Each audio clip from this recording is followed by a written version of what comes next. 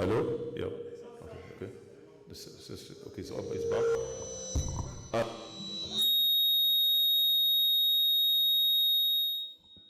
Asante bwana.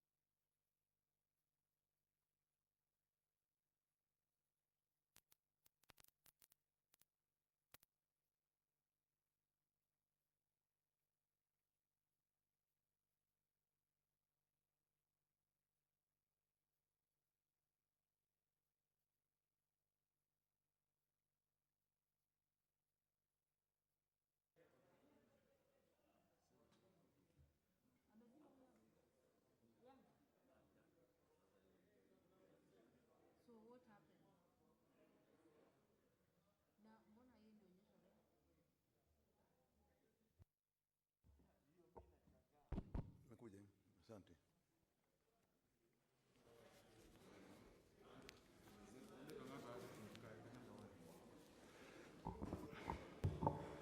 Asante bwana Spika. Bwana Spika, naambua kiranja wa bunge la Senate ndugu yangu Kang'ata na kanyaga waya la bunge yangu ina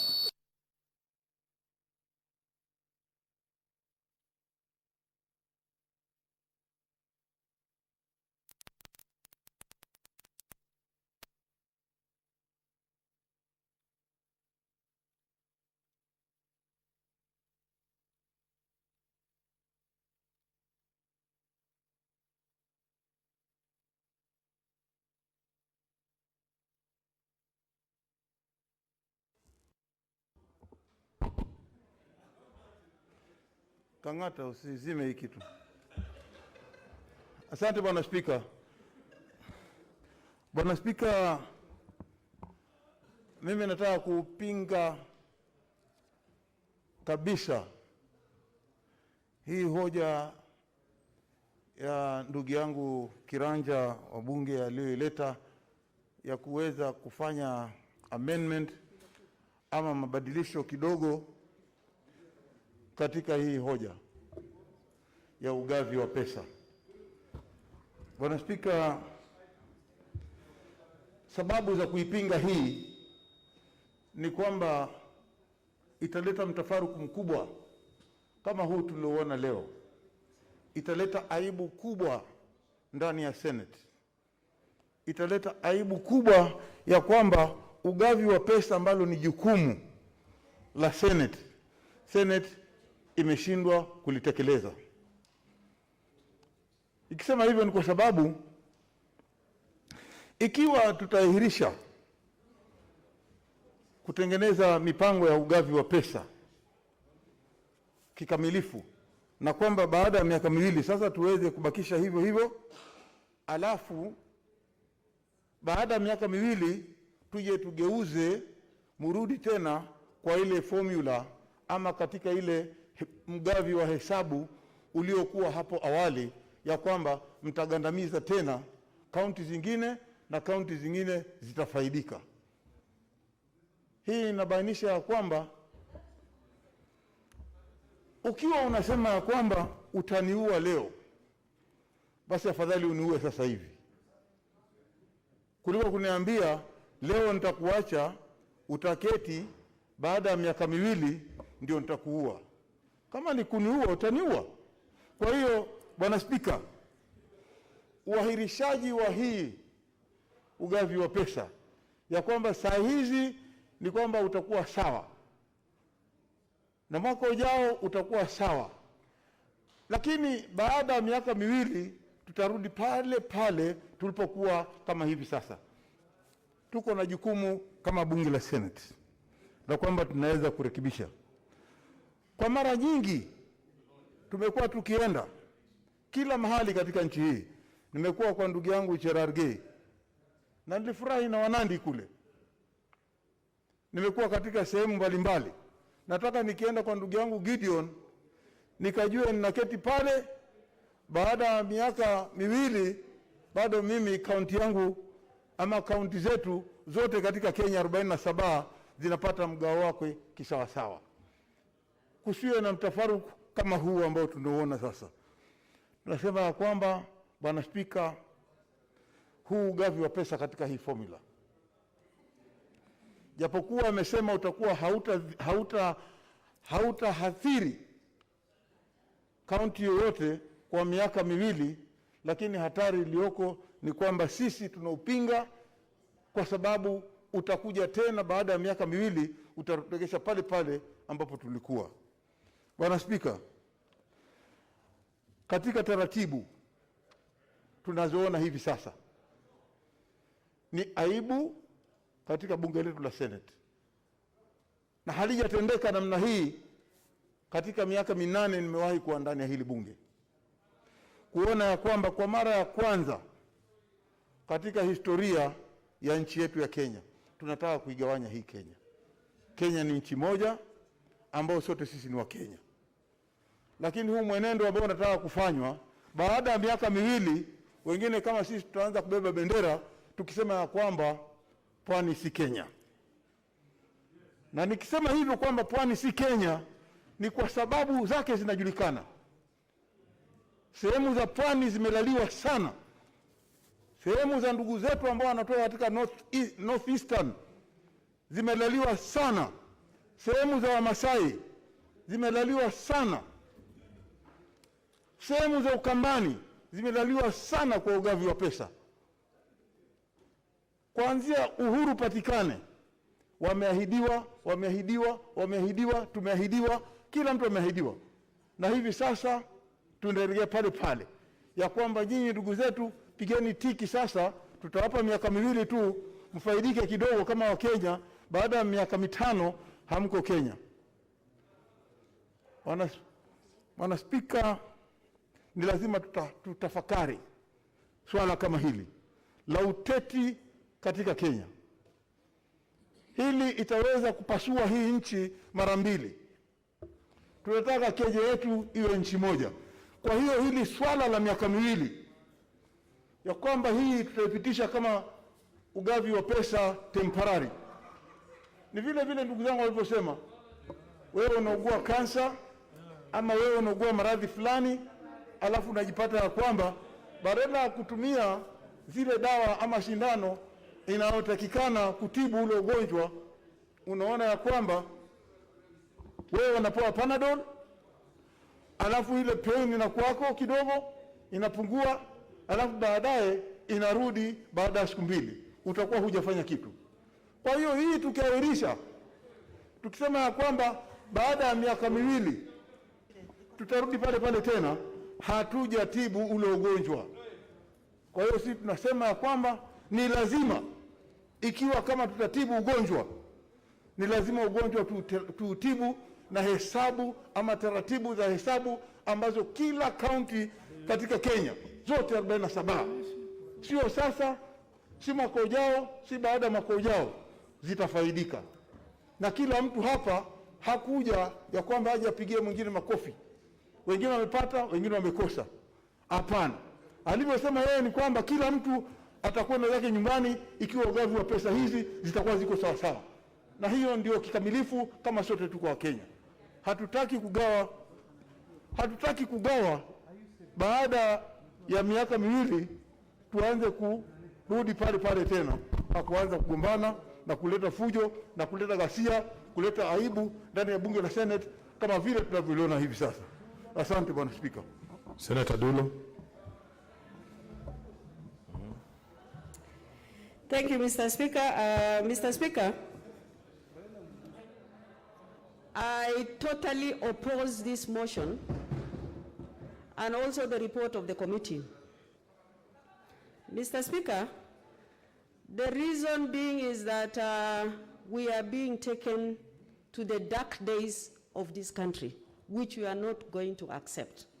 Number two, Mr. Speaker, there is no difference between the motion by the committee and the motion by Senator Kang'Ata'. So let us not lie to each other. Mr. Speaker, first and foremost, what was brought by the committee was illegal because they threw away the formula by CRA in itself. Mr. Speaker, what is on the table for us today as the counties that are affected, it's marginalization versus 1 man, 1 shilling. Marginalization versus BBI. Marginalization versus population. So, Mr. Speaker, how do we feel as counties that have been marginalized over the years? Mr. Speaker, I cannot append my signature on something that will affect my county, my children, in a history of this country. Because if I allow this formula to work for 2 years, if I leave Senate, what will happen to my county? That county will curse my children, they will curse me until I die. Or even when I die, I'll be cursed. I cannot allow that to happen.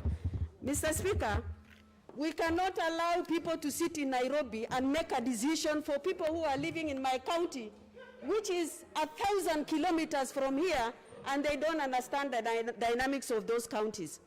Mr. Speaker, today I am getting, as Isiolo County, 4.2 billion. The formula is taking away 869 million, which is almost 1 billion. Mr. Speaker, clearly I'm being told, put a signature here, where I'm not going to get development in my county for 5 years, which I'm not going to accept, Mr. Speaker. Mr. Speaker, I think people need to understand what we go through. Because when you reduce the land and you give money to population, and I think people should understand today in those counties, our mothers are traveling 100 kilometers to look for water. When we append signature on this formula, we are saying our mothers should die for the next 5 years. Mr. Speaker, we cannot allow this. Mr. Speaker, today the country is watching who are going to be with the marginalized counties and who are actually punishing those counties and bring back the dark days Switch of off this your country. mics. Switch off the other mics, please. Mr. Speaker, I am actually opposing this motion because when we are being told BBI is proposing 35% revenue increase, where is it? Mr. Speaker, we are being told you either pass the formula or BBI will collapse.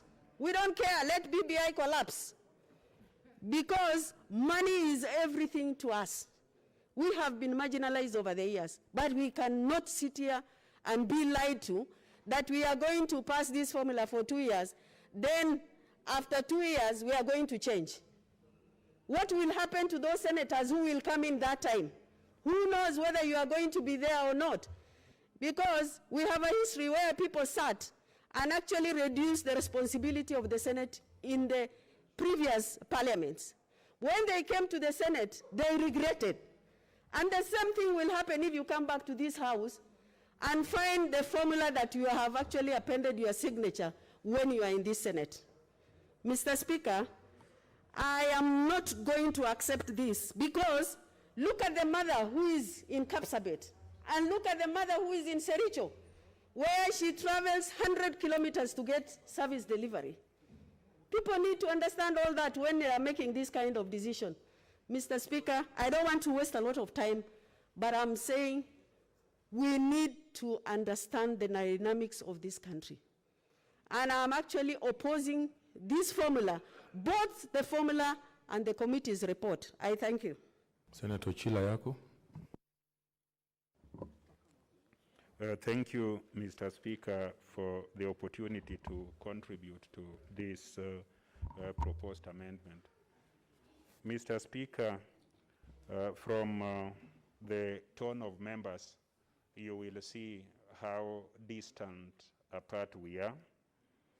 There is a group proposing one extreme, another group proposing another extreme, yet we must make one decision. Mr. Speaker, in a democratic process, the principles of negotiations and compromise are a must. If you look at the making of the American Constitution, there was a compromise called the Sherman Compromise or the Connecticut Compromise. In fact, they had disagreed completely and they wouldn't have a constitution. On the 29th of May, 1867, when it was very hot, it was in summer. You know, summers are there in May. There were mosquitoes, there were flies that were biting people. They reached a compromise between the interest of large counties or large states and small states, and they have a constitution to date. It was a difficult compromise, as difficult as the one we are having today. We may not believe in miracles, but we must be optimistic. 2 years is a long time, and if you are not a prophet of doom, this country is not winding up. I believe that the economy will grow, and what will be shared will be bigger. I believe that during that time there will be presidential candidates who will be talking to us and addressing these issues to specific counties. Those candidates will come to your region and tell you how they want to fix it. But we are stuck with this decision as a Senate. We must solve it. I am not a presidential candidate. I do not want to recede to Migori County and say that since I'm benefiting, I'm not interested in Narok. And I wouldn't want Narok to recede to Narok and say, since they are losing, they are not interested in Migori. The point here is, we as a Senate are giving opportunity for a mission. It's like a serious chronic disease, but we are giving 2 years, hoping that a political miracle will happen and there'll be more money to feed and share among all the needy counties. And we all needy. We all needy. Murang'a is needy. I saw food being distributed to the poor. I didn't know there were poor people in Murang'a. In Migori, we are extremely poor. But we do not want for these 2 years that I know I have mandate here to make Narok, Makueni, Kitui, Turkana poor. So the 2 years that are being proposed is what Senate can give, because that is what we can give. And when we give it like this one, it is unfortunate that some people may claim that we are selfish. We cannot be selfish when we in Migori are saying we are not taking a cent from you. When this formula, whichever formula you apply, if you apply it immediately, CRA or the committee formula that is based on CRA, somebody will lose. But we are saying, hold on, we do not want you to lose because I'm here. That is what we can give a Senate. And I think adopt the approach that we can dialogue with the national government to allocate more money. If it is allocated to 350 million, or if by some miracle BBI that some people do not like allocates more money, then we'll not be talking the way we are talking. So, Mr. Speaker, I want to support this amendment, and I am supporting this amendment knowing that right here in Africa, in South Africa, there is a principle called sharing in, or it's called facing in implementation. Every so often, South Africa has to come up with revenue sharing formula here in Africa. And their revenue sharing formula that is based on data and on the advice of a constitutional entity is phased in for 3 years. The first year, 30% of the proposed formula is implemented. The second year, it is 60%. The third year is the remaining 30%. That is how it is done in South Africa. So what we are debating here is not something that is new. It is something that works in diverse nations like South Africa. It is something that should also work here. And I am sure there are two interests that are prevailing and are irreducible in this house. Everybody wants to gain money. Nobody wants to lose money. Those are the two principles. And going by whatever formula, even if we were to postpone this remission to 1 year, 2 years, 3 years, whatever formula you bring will cause more suffering. So I want to conclude by saying that I appreciate the distance apart that we are, but we must come to one decision, and that decision involves negotiations and compromise, however difficult. The compromise that is not hurting anybody is that you are not going back to your county this year and next year with less money that your county has been getting, and that you must continue praying and working at it that more money will come. And believe, you are working as a nation, you are talking about the economy. The economy will grow. And if it does grow, then we will be talking a different subject. And when we are talking a different subject, we will all happily talk about it. So thank you, Mr. Speaker. I beg to support the amendment that has been introduced by my brother and friend, Senator Kang'Ata. Senator Abdullahi. Thank you, Mr. Speaker. Mr. Speaker, sir, I stand to vehemently oppose this amendment, Mr. Speaker. This amendment is no different from the original motion. It is the same, the so-called square root, which does not exist anywhere in the world, Mr. Speaker, sir. We are supposed to talk of equality, equity, equitable society, and equitable development. But here, what we are talking about is some people are more equal than others. This is the animal farm, Mr. Speaker. Let's say the truth the way it is. In regions which have suffered tremendously from independence to date, especially the so-called marginalized regions, have suffered enough, Mr. Speaker. We are being marginalized the way the map shows. The sessional paper number 10 of 1965 is the way this formula is dividing this country, Mr. Speaker, sir. Mr. Speaker, sir, the principal finance system, you know, the principles of public finance, Article 201(b)(3) states, expenditure shall promote the equitable development of the country, including by making special provisions for marginalized groups and areas, Mr. Speaker. Are we thinking of even that? Everybody who talks here and who is talking for this area are from the developed regions, where they have had everything they have the roads, they have health facilities, they have water. Where I come from, there's no water, there's no roads, there's no health, and still I'm being told you are getting more money. What monies? When there's oil in Turkana, the people run to that place and say, bring that oil here to the central government. But when it comes to revenue sharing, Turkana does not, you don't need to give them anything. When you talk of the windmill, the wind generation in Marsabit, it is brought up to Suswa. The people of Marsabit don't benefit. But when it comes to resource, you are told you don't deserve anything. When we get oil in Wajir, it will be the same thing. If the coal in Kitui was used, it is the same thing. What is this thing about the center? And these ones who have always have it, we will not accept that. This is not right, it is not fair, it's not acceptable. We cannot be allowed to be pushed to the periphery every time. What is 316 billion? It is nothing. When you get billions and trillions from the national government, and you still talk about these areas. Mr. Speaker, sir, these 2 years is nothing. It is a waste of time. As Senator from Makueni said, you want to kill us, the knife is there. Do it. Stop talking other politics here. Stop talking about this or that. We have had enough.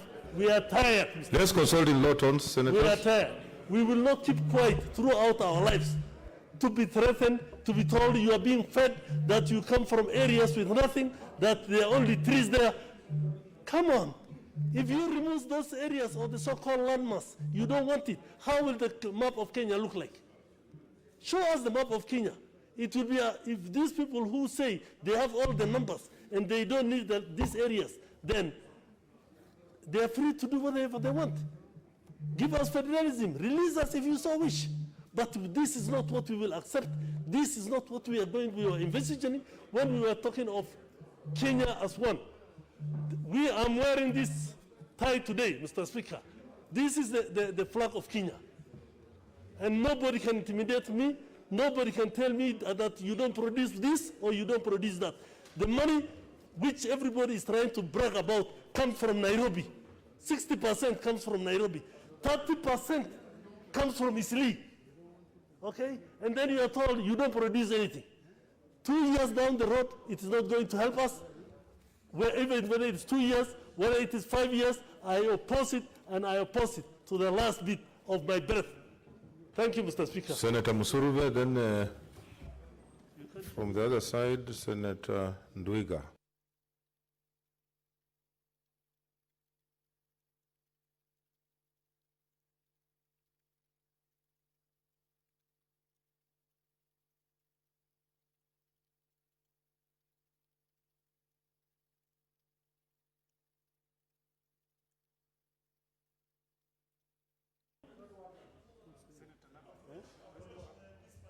Help me.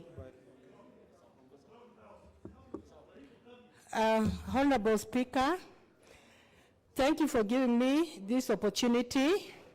And I want to say, Honorable Speaker, that I support the amendments by Senator Kang'Ata'. And I want to say, Honorable Speaker, the amendments come in to show that he's flexible, and a true leader needs to be flexible but not rigid. And I want to say, Honorable Speaker, that, can I be heard? Am I heard? Am I on record? And I want to say, Honorable Speaker, that the amendments by Senator Kang'Ata' shows that he's accommodating, and according to these amendments, Honorable Speaker, no county should lose at all. And as a Senate, we have to ensure that no county loses in any way. And I want to say also, Honorable Speaker, that most counties have already made their budgets and they have expectations. So all of a sudden, if a county gets less money, the counties will be actually confused. So there's need to ensure that no county actually loses. And also this is a moment to think about the yonder years, so that if there are any amendments to be done on the budget, it should be well thought and all that. But it's a learning point, Honorable Speaker. So I support that the status quo should remain, money should go to counties, and there's need also to have a conversation so that more money is given to counties. And even when more money is given to counties, then there has to be a way in which some years to come, there has to be a way in which a conversation is made so that no county loses at all. It has to be a win-win situation. So I want to say, Honorable Speaker, that in being visionary leaders, I support Senator Kang'Ata'S amendments, and I want to say that no county should lose on this, because development has to be across the board in the 47 counties. Thank you, Honorable Speaker.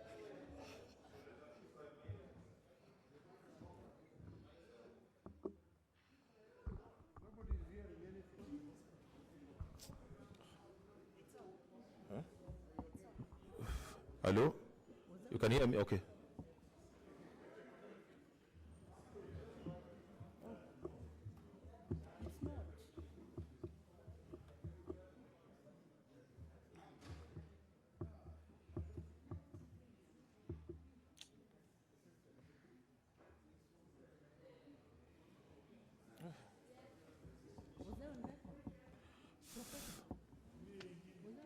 They are not working.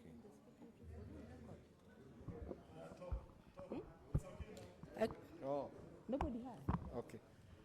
Thank you, Mr. Speaker. Senator Musuruve, you are through. Was that on record? Thank you, Mr. Speaker. I started to support the amendment brought about by Senator Kang'Ata.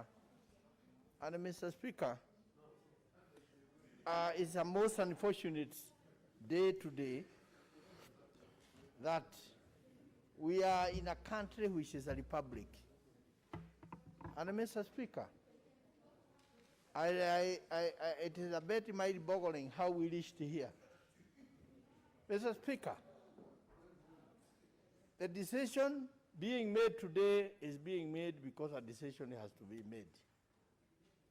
We have been talking. And Mr. Speaker, this matter has been looked left, right, and there are reasons this way, that way. But Mr. Speaker, I want to say, let us not also forget that the essence of democracy is one man, one vote. That is the basis of democracy. From the very beginning, when man decided that there would be no king, but people would decide how they will be governed, it was decided it will be done on the basis of man and no other way.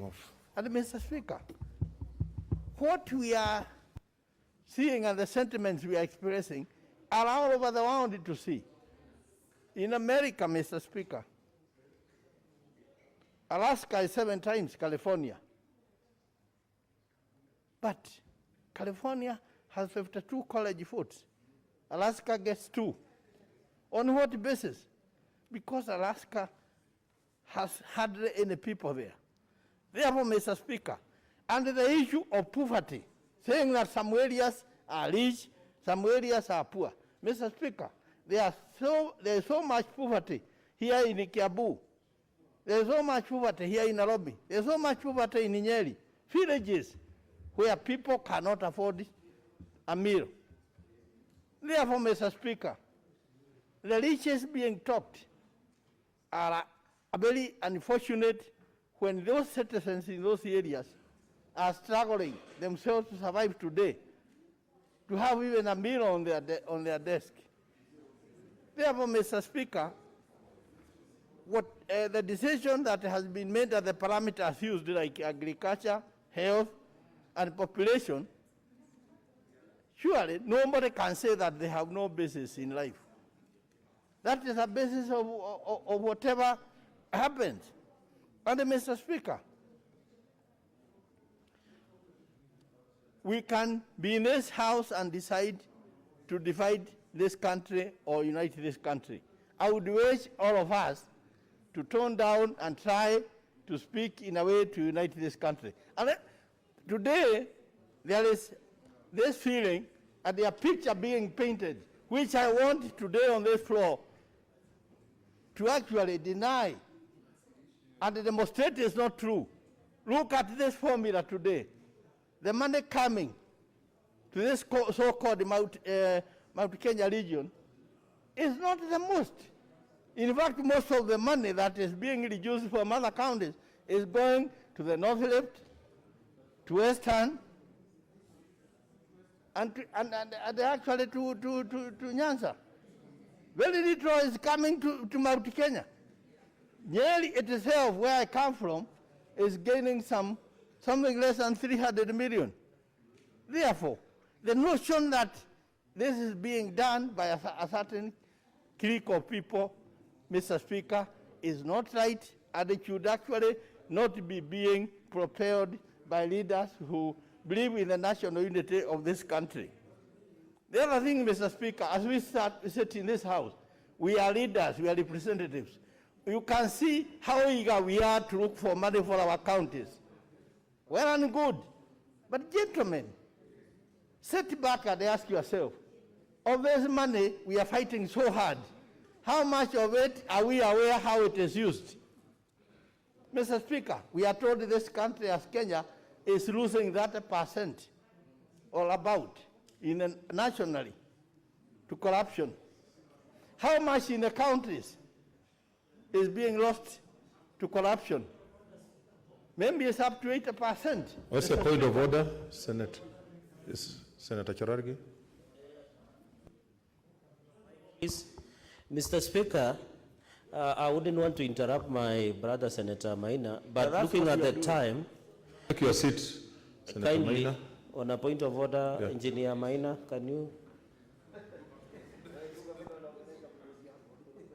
Mr. Speaker, my point of order concerns that looking at the time, considering Order, Senator Maina. The two of you cannot be on the floor.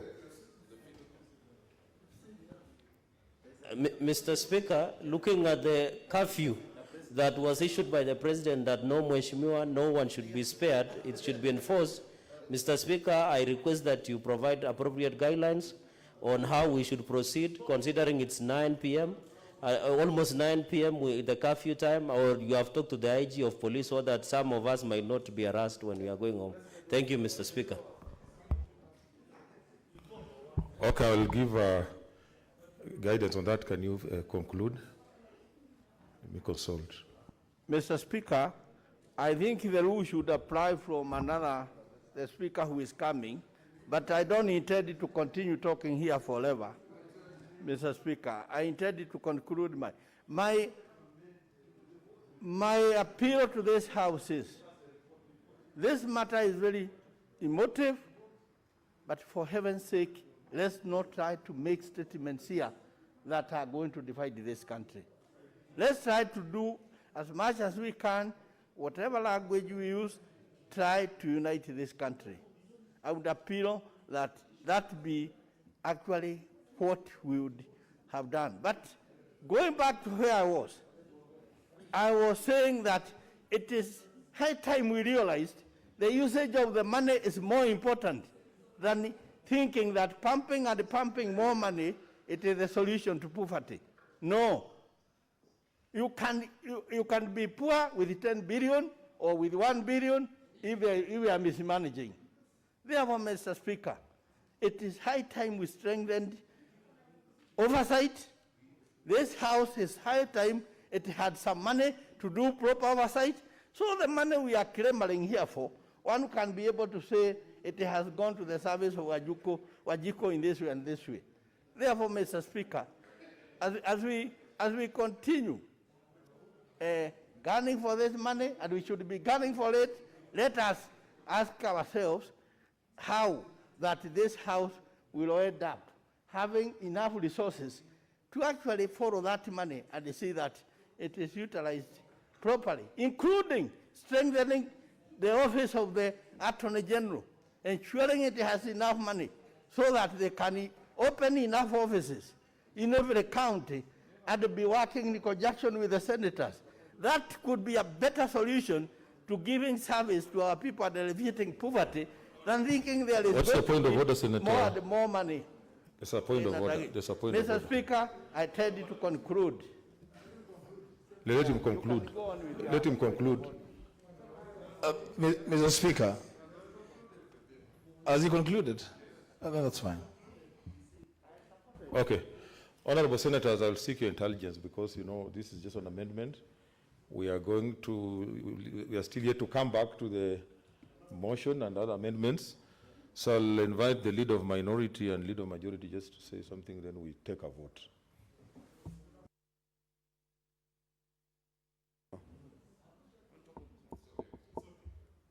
Mr. Speaker, I want to really speak from my heart. And in speaking from my heart, I was always told that in science, when you want to reach an objective, like you want to go to Mars and you want to go to the moon, you know the objective of where you want to go, then you can synchronize the pathway to where you want to go. I am totally disappointed today because we don't know where we're going. And I want to look at these figures seriously to think whether the point we're trying to make, we are making it. Mr. Speaker, there used to be a ruler in Uganda called Idi Amin. Idi Amin was given MiG planes from the Soviet Union. And when he got those MiG planes, he thought he was so powerful. And he decided to attack Tanzania because he had those many MiGs. Nyerere was a very civil, very humble leader. Amin was a field marshal, he was not even a general. And he thought with these MiGs, he could attack Tanzania and succeed. Lo and behold, when it counted, Amin was on the run. Amin on the run. I've been pleading with members I could talk to that let us be smart, like Justice Odunga says, let's be like a guided missile. Look at what you want to achieve before we engage in the debate. And I want to point at the figures as they are in relation to this motion that has been put before us. Seriously, can we discount the fact that the figures, the way they show, and I'm looking at them sequentially, the CRA, and I'm looking at the committee, and I'm looking at the places where we are told they have big populations, beginning with Bungoma. I can tell you if population was the basis upon which we were using the parameter, Bungoma is not getting what it deserved if you are using population. And the senator for Bungoma has decided that is irrespective of the question of population, he wants a middle way, middle ground. People who want peace must look for the middle ground. If you look at what Kiambu is getting, looking at the figures, population, they're not getting what they deserve, including Nairobi. Nairobi is not getting what they deserve. And Senator Sakaja, I support your patriotism, because if it was on population, we'd not be talking today. And Nairobi has poverty. I mean, you can go to Mandera and find somebody with a toilet where to go. But in Nairobi, there are people who don't have toilets, where to go. So I want us to be frank with each other. And I was trying to offer a way out when I was asking for that adjournment. Look at what this means, the figures. Kitui was going to lose 1 billion. Kitui was going to lose 1 billion. Not tomorrow, not the next financial year. It was going to lose it now. Through Senator Kang'Ata'S amendment, Kitui for 3 years is not going to lose that 1 billion. That's the fact. They are not going to lose that 1 billion. Look at Wajir. And I speak for Wajir more than even the senator for Wajir. I've been there to talk about the people who are murdered and persecuted in Wajir. When I was going there, I was arrested. I slept in a cell in Wajir, talking about the people who have been killed through violence by the police and by the military. Now, if you look at Wajir, Wajir was going to lose 2 billion shillings, not tomorrow, now. And through Senator Kang'Ata'S motion, amendment, they are not going to lose 2 billion now. They are not going to lose 2 billion next year. In the third year, they're not going to lose 2 billion. Compared to Siaya, what do I get in Siaya? It is not in terms of billions. Siaya does not talk in terms of billions. Let us be serious. In Siaya, we don't talk about billions. We are talking about 100 million, 10 million. Look at some of the counties. Even you talk about Lamu, they are talking about 100 million. We have lost our minds with respect. We have lost our minds. And I was trying to look for a way forward where we can sit together as a people to decide where we go. Now, Mr. Speaker, I can go through these figures. You look at Machakos. Machakos was going to lose, and you know Machakos is one of the growth centers. Machakos is one of the growth centers. A lot of development that is taking place in this republic is in Machakos. If you drive on this road, on Mombasa Road, before you get to the airport, you're already in Machakos. Machakos was going to, not to lose, but it was getting a minimal increase, which does not reflect what is happening in that county of Machakos. But the senator for Machakos, because of what Kitui and Makwenya are losing, he said, I'm dying with my brothers. And the governor had the audacity to go out and say that Machakos, the senator, has given away more than $1 billion. He's using it as a campaign strategy. So me today, Senator Murkomen, I am proud of you because you can stand up. You can stand up. A lot of people cannot stand up because you said, I am gaining, but in this one I'm not going to support. I'm not going to support. Me and say I am gaining, but I'm saying I'm not going to support because Kenya is one nation. Look at the preamble of the Constitution of Kenya is saying we are one indivisible nation. We are one indivisible nation. Now, when we are looking at this thing you are trying to do here, we are trying to make Kenya counties. We are trying to make Kenya tribes. The other day I was being told about, which tribes are gaining and which tribes are losing. I think, really, Mr. Speaker, I want to say this from the bottom of my heart. Some people, and Kibaki, there's no leader, actually, one of the leaders I admire in this country is Senator Kibaki. Senator Kibaki would talk, but at the end of the day, when he was looking at the gallery, President Kibaki, he looked at the gallery and begin to talk to the nation from the gallery. And the thing that President Kibaki did, probably no other president will be able to do it. I am not ashamed of saying that. I am advising the current president to be more accessible, for us to be enabled us to solve these problems. We would not have been here if it was more accessible. I'm telling you without being afraid.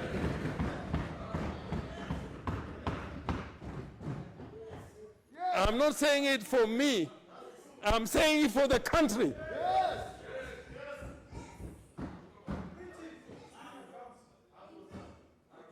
But on this one, I agree with you. I know where Senator Mutola, I respect you, my son. I really respect you. But on this one, let us be wise. Let us be wise. Senator Wetangula came with something which was fantastic. We should have listened to it. And we rubbished it. And we're in this situation now. Now I was being called out here to say that we should have another adjournment. I should ask senators to disappear because they can see how the vote is coming now. They can see it. They can see it. The moment has come. The moment has come. And when we want to count votes now, the chest thumping will stop because it's a count. But I want to conclude by saying I was with Senator Haji this morning because I respect him. This morning, to find out what is the best way forward. So this young man called Senator Kang'Ata'S, he was my student. He learned his politics through me. He has said things that I can't agree with. He has annoyed me in the last 1 month.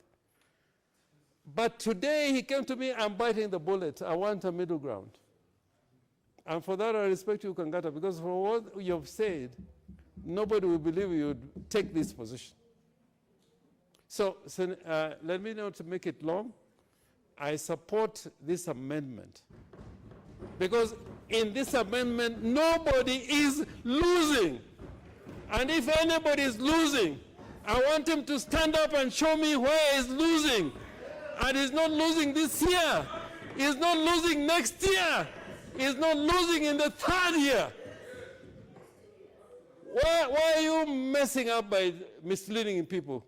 Nobody is losing.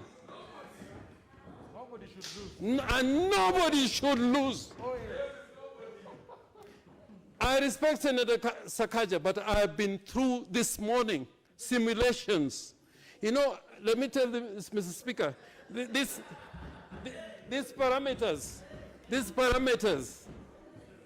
they are not mathematical absolutes. These parameters, when we talk about a parameter on health, is not on the basis that it's a mathematical absolute. It's a variable. Yeah, so Senator Sakaja can change his variable, somebody else can change his variable, and you end up with a different result. I want to convince the people from the coast, I am with you, I'm dying with you, you are losing no cent. The people from Mandera, you are losing no cent. And finally, tell Governor Mutua, there's nobody as patriotic as Senator Kabaka. Machakos is not losing any money. For him to come and tell the country, and in Machakos, that Machakos is losing any money. Machakos is not losing a coin. And I used to practice in Machakos as a lawyer. So today, let us be brave and pass the amendment by Senator Irungu Kang'Ata'S. You have annoyed me, but you have now come back to life. So you are my true trainee. I support. Leader of majority.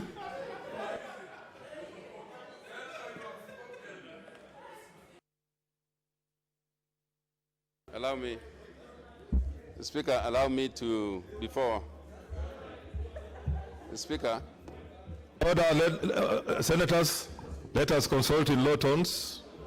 Mr. Speaker, if you allow me, I will donate 2 of my minutes to Senator Motangi, and then I can do the rest in a very short time. Okay. Thank you, Mr. Speaker, and I want to appreciate the Majority Leader for donating the 2 minutes to me. Mr. Speaker, I will just make very few comments. First, I want to appreciate all the comments that have been made by my colleagues, and especially the last comments that have been made by the Senate Minority Leader, Mr. Speaker. As one of the few people who was engaged and as a member of the Finance Committee, I sat through many meetings and through several sessions, Mr. Speaker, trying to find a middle ground. But even before I speak about that, Mr. Speaker, in my 2 minutes, let me first acknowledge and say to the country, because every citizen has been watching us, and I'm sure there are several questions in people's minds as to why the Senate has taken this long. And we were almost looking to the eyes of the public as though we are either indecisive, as though we are too political, or as though we are too divided, Mr. Speaker. And I want to say that indeed it's a sign of health in the Senate in showing the passion that each senator has, no matter what position they took, Mr. Speaker, in ensuring that they can secure the interests of each of the people who elected them here. And I know, Mr. Speaker, in that respect, I would probably only quote what Abraham Lincoln said sometimes, that in this process, although passion may have strained, it should not break the bond of our friendship, Mr. Speaker. And I will be appealing to most of my colleagues, whichever way we look at it, Mr. Speaker, whether you are looking at yourself as a gainer or as a loser, Mr. Speaker, but I take the position that we have no losers, neither do we have gainers, Mr. Speaker. In the entire cycle from the first time when I was elected into the Senate in 2013 up to today, Mr. Speaker, the simulations of the first formula in 2012, the second one in 2016, when all those parameters are applied, capital has flown from different counties, Mr. Speaker. Scenarios have changed in different counties, Mr. Speaker. At no one time have we, as a Senate, taken a position that is so divisive that we would look like we are a house that's about to crumble. And I want to appeal to my colleagues, now that we have the amendment by Senator Kang'Ata, which seeks to give us a middle ground, Mr. Speaker, and in acknowledging, indeed, that there is no money that anyone can argue, even if this money was doubled. Let's consult in law terms. Mr. Speaker, even if the amount that we are dividing, 316 billion was divided, it is still not enough to take care of counties and the needs of the Kenyans in every of the 47 counties, Mr. Speaker. My appeal, as I support this amendment, would be, Mr. Speaker, that in accepting and introducing this amendment, Mr. Speaker, that we are able, first, as a House, to find a way forward together, Mr. Speaker. And secondly, to ensure that we can fight the battles of tomorrow, Mr. Speaker. Indeed, we all recognize that if we had gotten what the Senate had unanimously decided should be the amount that has been given to counties, we would not be where we are. This Senate Let's consult in law terms. Order senators. This Senate had asked firmly for 350 billion. If we had gotten 350 billion, Mr. Speaker, from national government, today, everybody would have been smiling. But even that 350 billion would not have been enough, Mr. Speaker. And I want to conclude, because I know my 2 minutes are over, by saying and urging my colleagues that yes, we have been through what we have been through. That indeed Senator Mutula Kilonzo and all the other senators who have spoken here, sentimentally and strongly, because they feel their counties are losing. If we can forge a way together forward, first acknowledging that yes, there has been middle ground that has been built in those 2 years of moratorium, Mr. Speaker, we will find a way to ensure that in whichever funds are available, either the equalization fund, either any other amount, Mr. Speaker, that will be available, that we will be able to ensure that we get the monies that are right. So let's ensure that we are together and we can be able to move our counties together. Thank you, Mr. Speaker. Okay, Leader of Majority. Mr. Speaker, I take this opportunity to thank all the members who have spoken to this amendment. Mr. Speaker, this day I want to use the opportunity that I have to mourn a great man that was the President of Tanzania, President Mkapa. Speaker, I know that I was actually meant to attend the funeral of President Mkapa, and I will just use this opportunity to send our condolences to the family and to the nation of Tanzania. Because, Mr. Speaker, Watangula and I, Senator Watangula and I and Senator Rengo, know the man very well. We worked to bring the peace to this country. Mr. Speaker, let me also use this opportunity to disabuse this House of the kind of terminologies that we have used, or words that we've used during the past few weeks. And one of the prominent expressions the Speaker used were losers and winners. And the Speaker, truly enough, the irony of this division of revenue, the irony, Mr. Speaker, is that what you call losers were actually winners. What you call winners were actually losers. And Mr. Speaker, if, for example, I give you the example of West Pokot County. Either two, Mr. Speaker, West Pokot has never crossed the 5 billion mark. And so when West Pokot gains something, we are called gainers. But even with that gain, Mr. Speaker, West Pokot has never reached where the losers are in terms of how much they get. And so, Mr. Speaker, I think there is something that we need all to agree, that this is where we come together and say, how do we help those who have been low to come up, and those who have been extremely high to give up something? That will be the formula that will divide the revenue, Speaker. And so, Mr. Speaker, the politicization of this whole formula around the world, of people claiming they're being marginalized, others saying we are going to suffer this or that, has been cured, Mr. Speaker, by this amendment. This amendment cures that expression that language of loss and gain. In fact, Mr. Speaker, if we were to speak candidly to each other, this amendment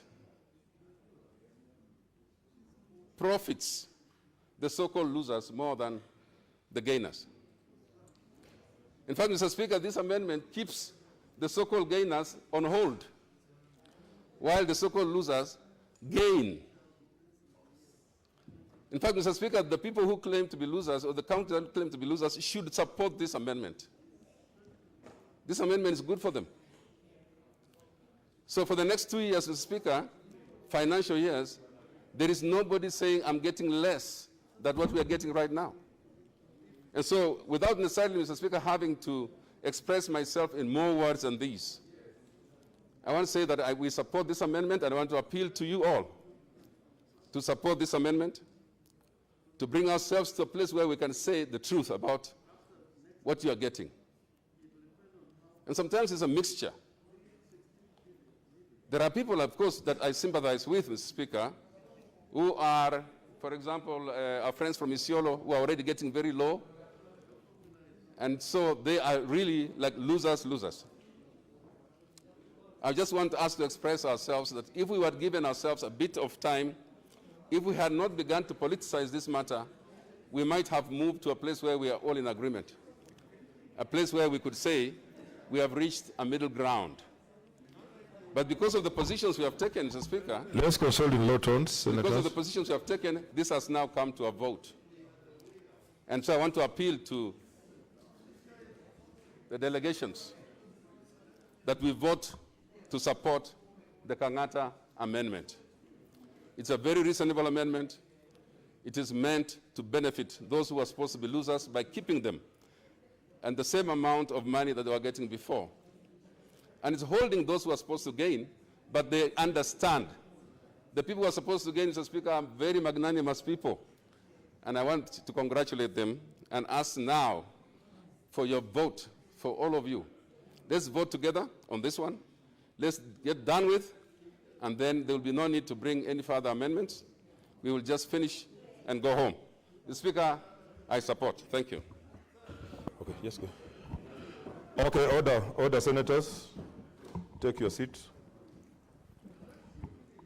I'm going to put the question. Then after that, we are going to vote by division because it's a matter touching on counties. And since the system is down, we'll use a roll call. I put the question, which is that paragraph 26, paragraph 26 of the report be amended by deleting the phrase commencement financial year 2021-2022 appearing on page 16 of the report, and B, insertion of the following new paragraph immediately after paragraph 26 of the report. 27A, the proposed third basis criteria for allocating among the counties the share of national revenue for financial years 2020-2021 to 2024-2025 shall commence in the financial year 2022-2023. B, despite subparagraph A, the criteria applied to allocate among the counties the share of national revenue for the financial year 2019-2020 shall continue to apply until the commencement of the criteria under subparagraph A. So now I order the bell to be rung for 1 minute. 1 minute.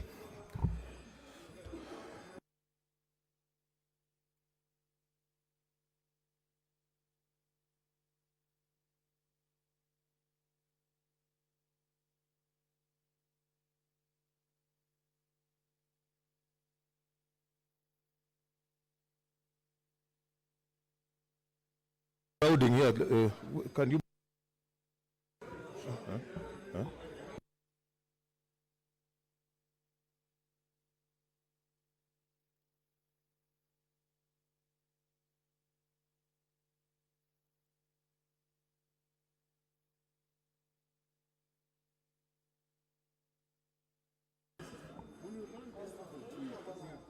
So the roll call, you'll come and sign. Yeah, you are called, you come and sign. Yeah.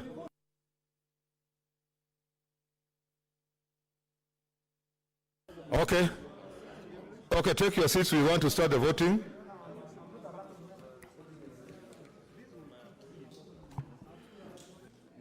These are delegations.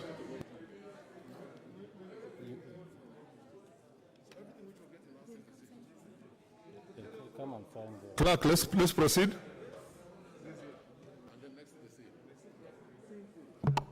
Adan Dulo Fatma. Order. Speak up, clerk. Let's listen. We are voting, eh? Senators, order. The whip, majority whip, please, you should be. Okay, we are voting. Listen, we are doing a roll call. Okay, senators, please.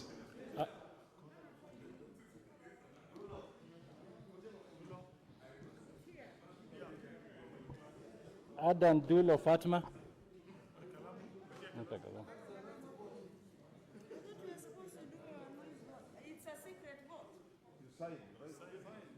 Sign your name.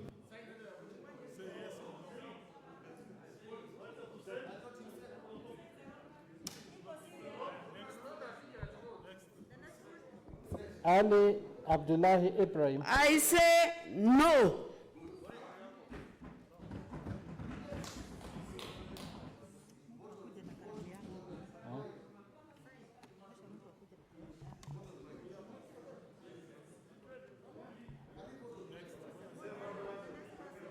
But also sign so that we can check here. Signing, and I'm signing no.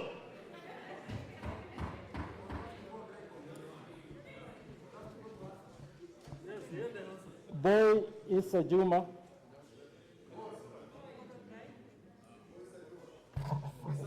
Followed by Cherar K. Samson Kiprotich.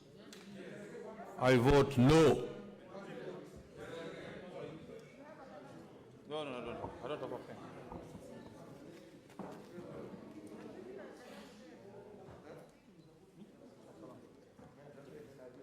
Can now and leave it there.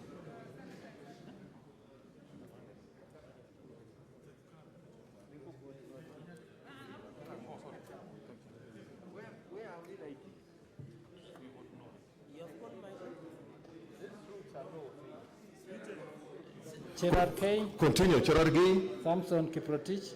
I vote emphatically yes.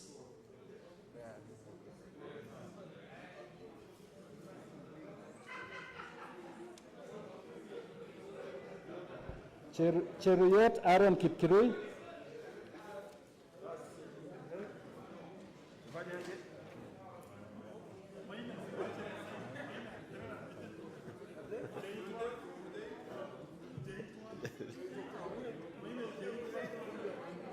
Senator Maina, you have not been called yet. They have not called you yet. But there is no confusion. Listen to what the clerk is reading out. Senators. I vote yes.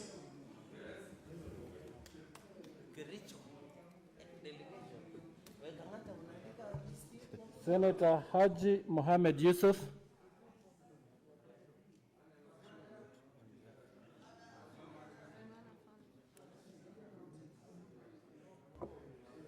On behalf of my delegation, I vote no.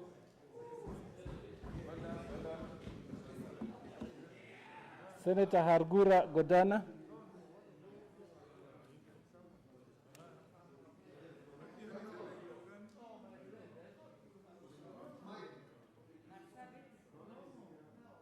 Marsabit delegation votes no. Senator Himana Malaki Charles Ekal.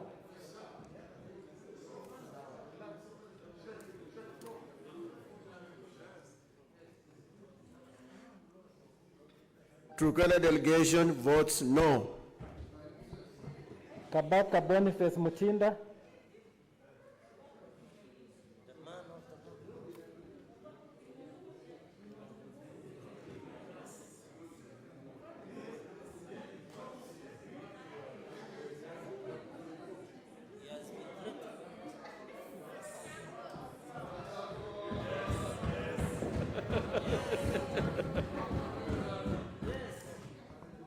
I vote no.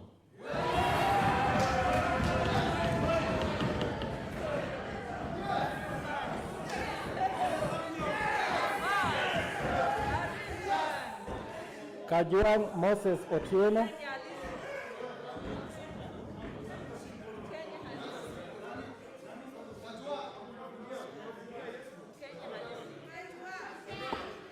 Mr. Speaker, I vote yes.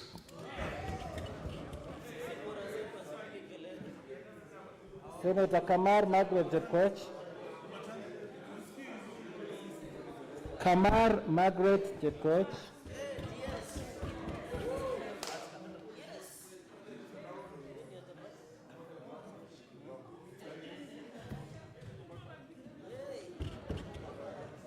Kang'Ata'S Irungu.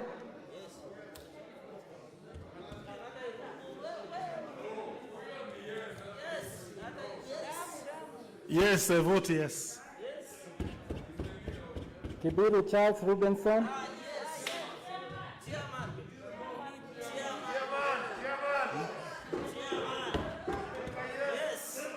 I vote yes. Kanuri George.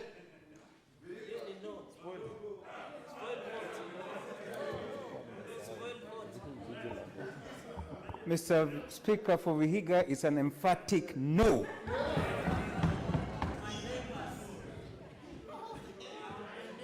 Kihika Susan Wakarura.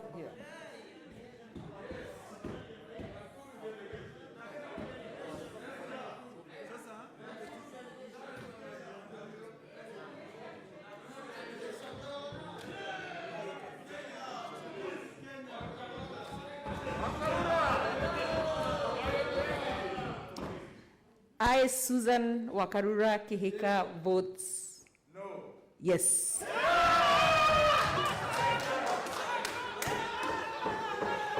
Kimani wa Matangi Paul.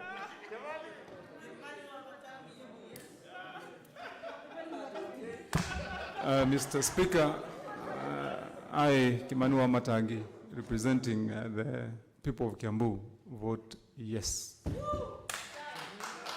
Kindiki Kithure.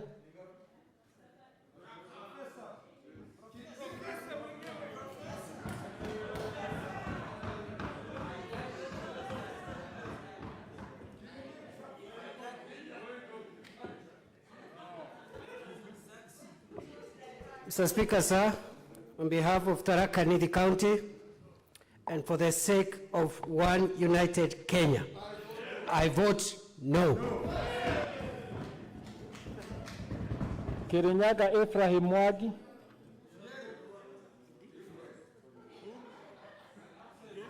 Kirinyaga Ephraim Mwagi Maina.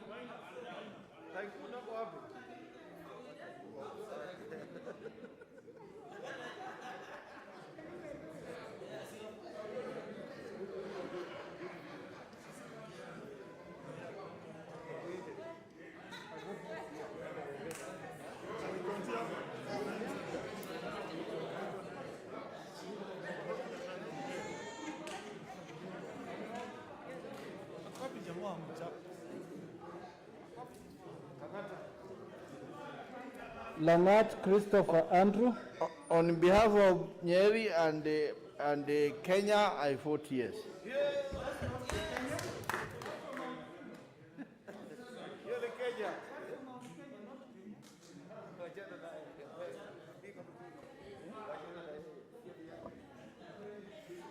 On behalf of Bomet delegation, Dr. Christopher Langat vote yes. Lelegwe Lutembesi.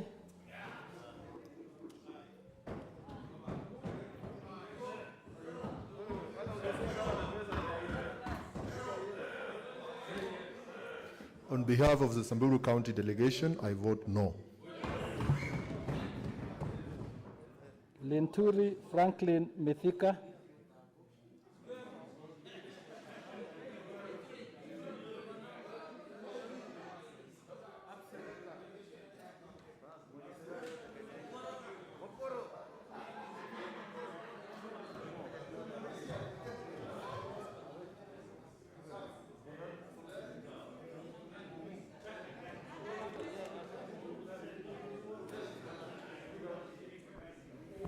As the spokesperson of the Merus, I vote yes. Lautip Anwar.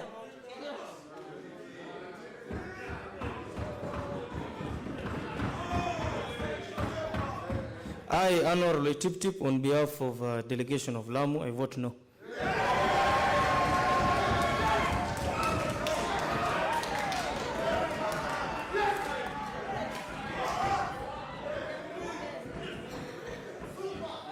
Mazaya Stefat Mwachiru.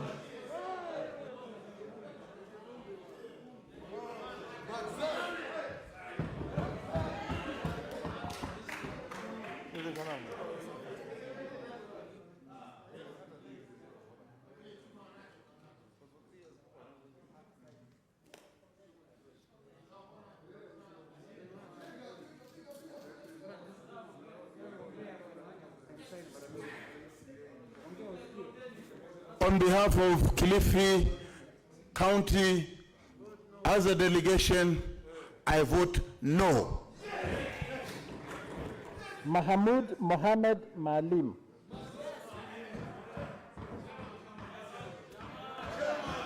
On behalf of Mandera County, I vote no.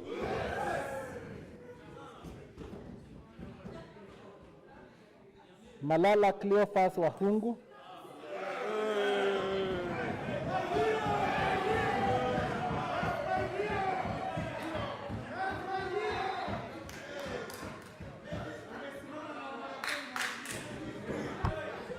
Mr. Speaker, for purposes of Mulembe unity, Kakamega County stands with Vihiga and votes no. Mbito Michael Malina.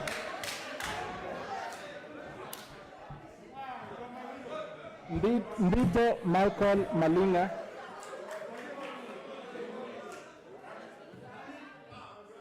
Mbito Michael Malina.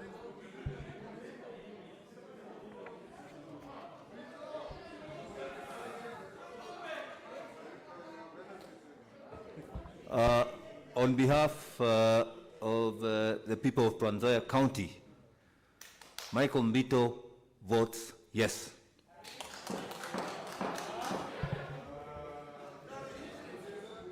Mbogo George Ochilo Ayako.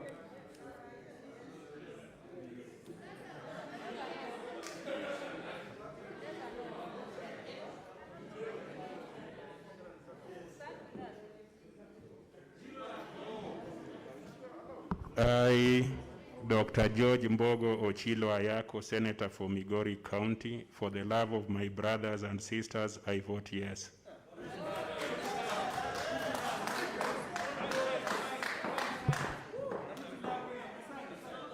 Mogeni Eric Okono. You also don't laugh. Mr. Speaker, on behalf of the Omogusi Nation, I vote no.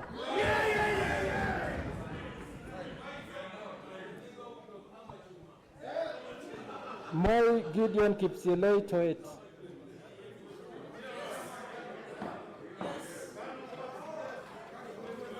I vote yes.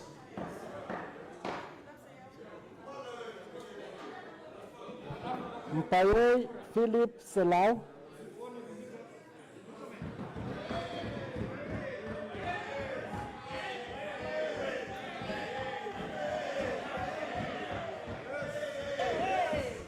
On behalf of Kajiado delegation, I vote no.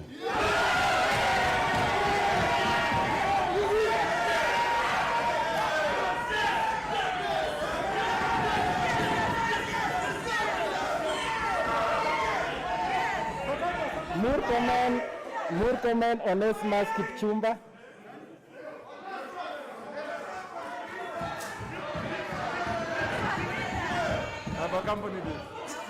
For the unity of the nation and to provide an opportunity to get a uniting formula, I, Onesimus Kipchumba Murkomen, I vote no.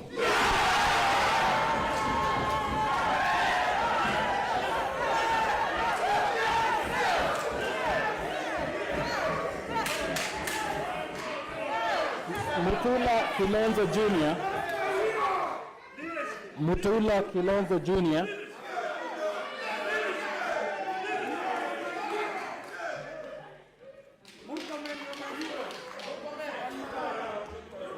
I, Mutula Kilonzo Jr., son of Makueni, on behalf of Makueni delegation, and for the unity of Kenya, I vote no.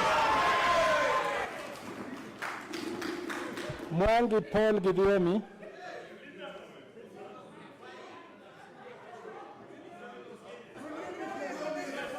Mr. Speaker, sir, on behalf of the great county of Nyandarua, I, Mwangi Paul Gidiomi, vote yes. Mwaruma Jones Mwashushe.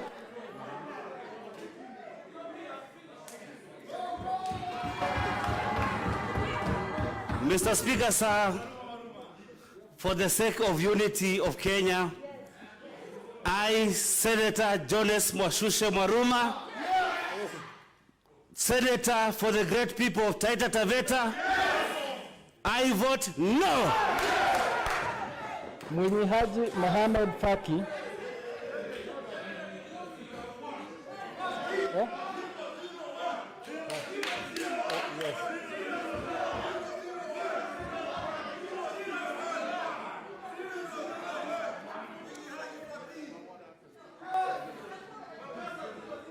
Mheshimiwa Spika, kwa niaba ya County 001 na mimi Mohamed Faki Mwinyi Haji, mtumishi na senator wa County 001, kwa niaba ya watu wa 001 na niaba yangu binafsi, ninasema emphatic no. Nderitu John Kinyua.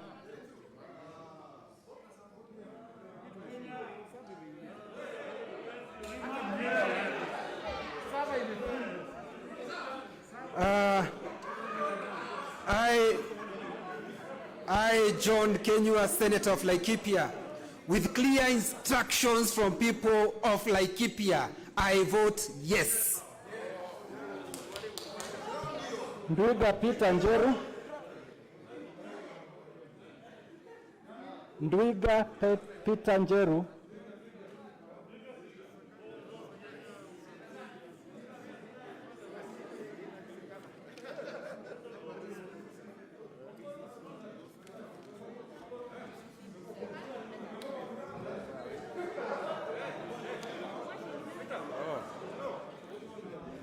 I, Gerald Drigger, on behalf of Embu County, vote emphatically yes. Olekina Ledama.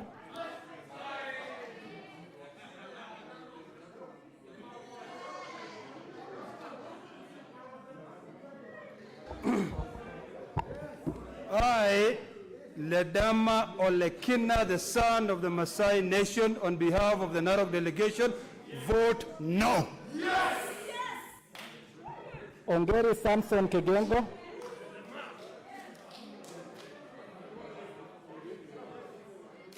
Ongeri Samson Kigengo.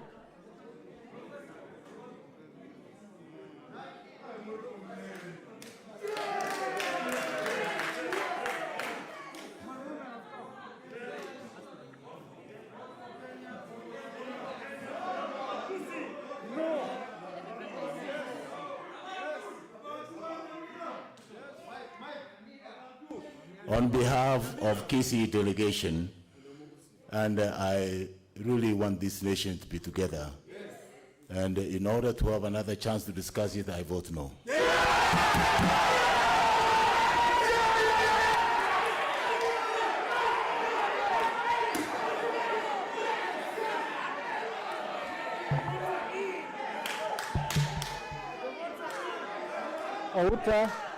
Outa Frederick Otieno.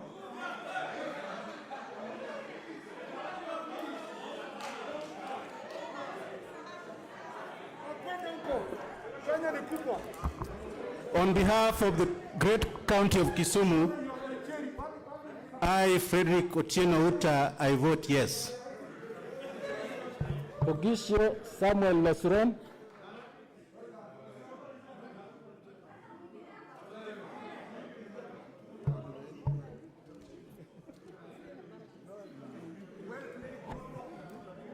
Pugisho Samuel Lesuron.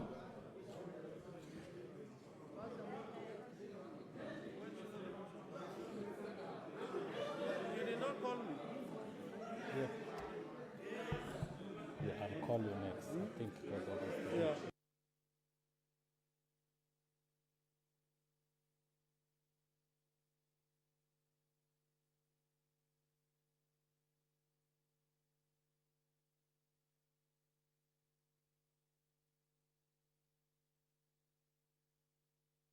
Arthur. Sakaja Johnson Arthur.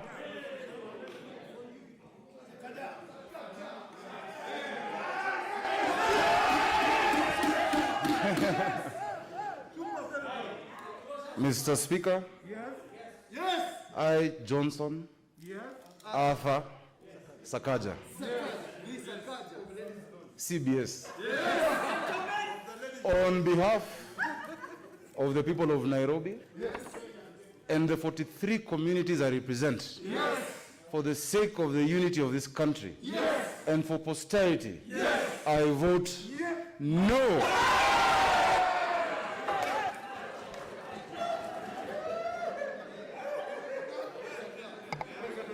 Wako Amos Sitwila.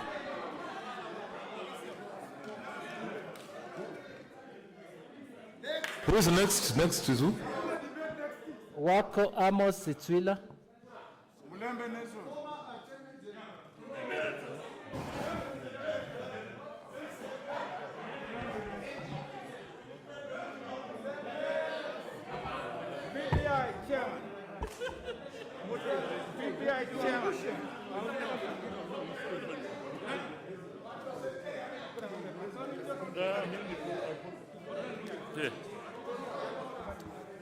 I, Sitwila,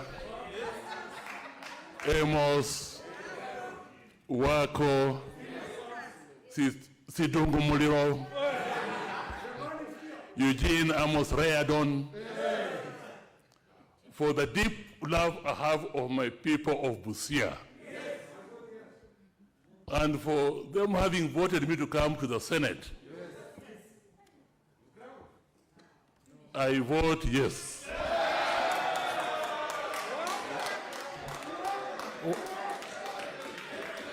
Wambua Enoch Kio.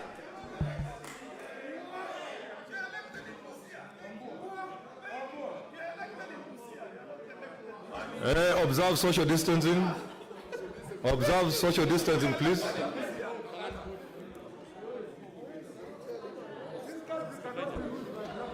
I, Enoch Kio Wambua,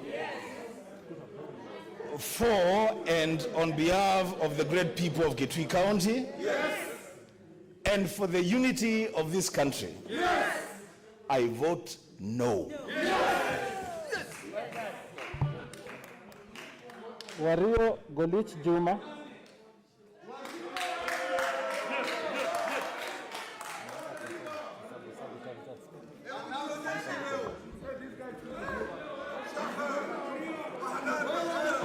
I, Mr. Speaker, sir, I, Golish Juma Wario, son of herdsman, representing the great people of Tana River County, vote no.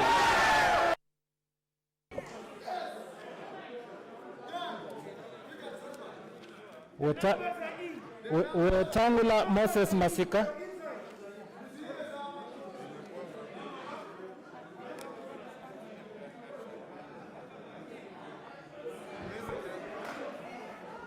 Wetangula Moses Masika.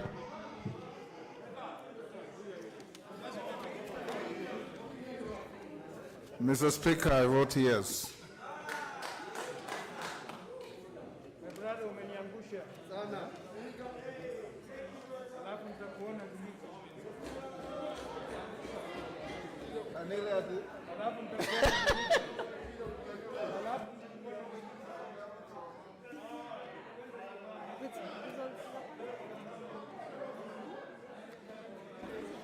Order. Senator Orengo and Bogisho.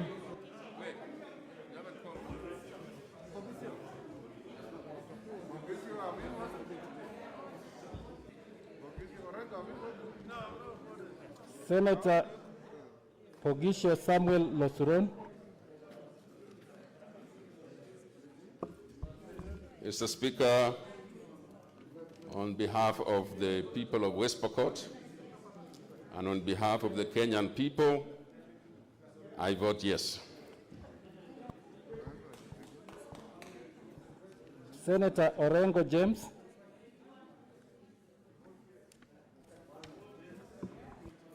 Mr. Speaker, I vote yes.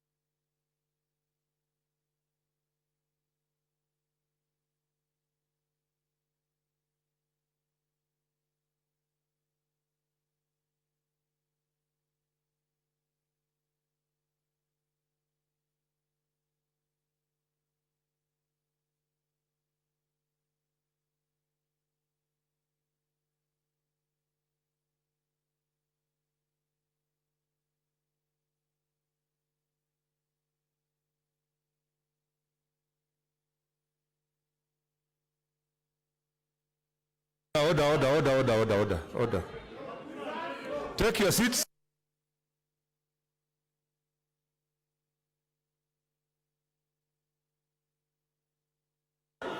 Order, take your seats.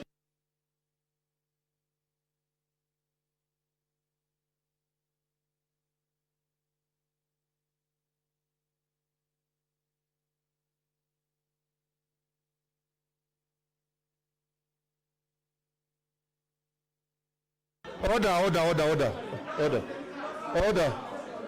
Senators, take your seats. Take your seats.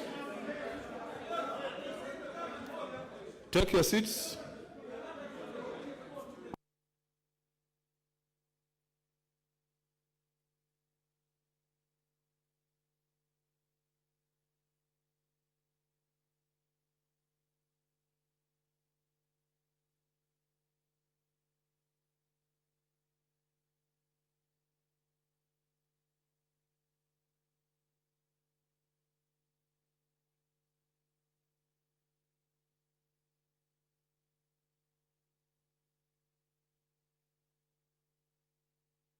Okay, take your seats, honorable senators.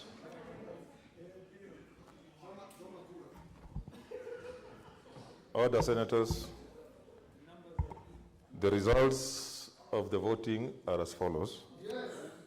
Abstentions, 0. Yes. The noes, 25. Yes. The ayes, 22. So which means the noes have it. Therefore, we will resume the debate on the main motion. Wait. Once I'm making that announcement, knowing that there are amendments that have been suggested by 3 members, so the amendments will then be moved by one of them because they are similar. So, but we are going back to the original debate first. Okay, let's proceed.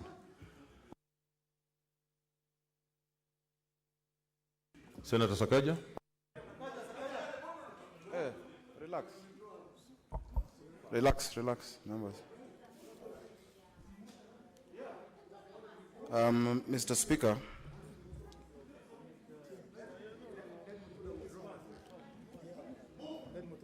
before I move, he'll withdraw. Mr. Speaker, I beg to move the amendment. I'm just opening it.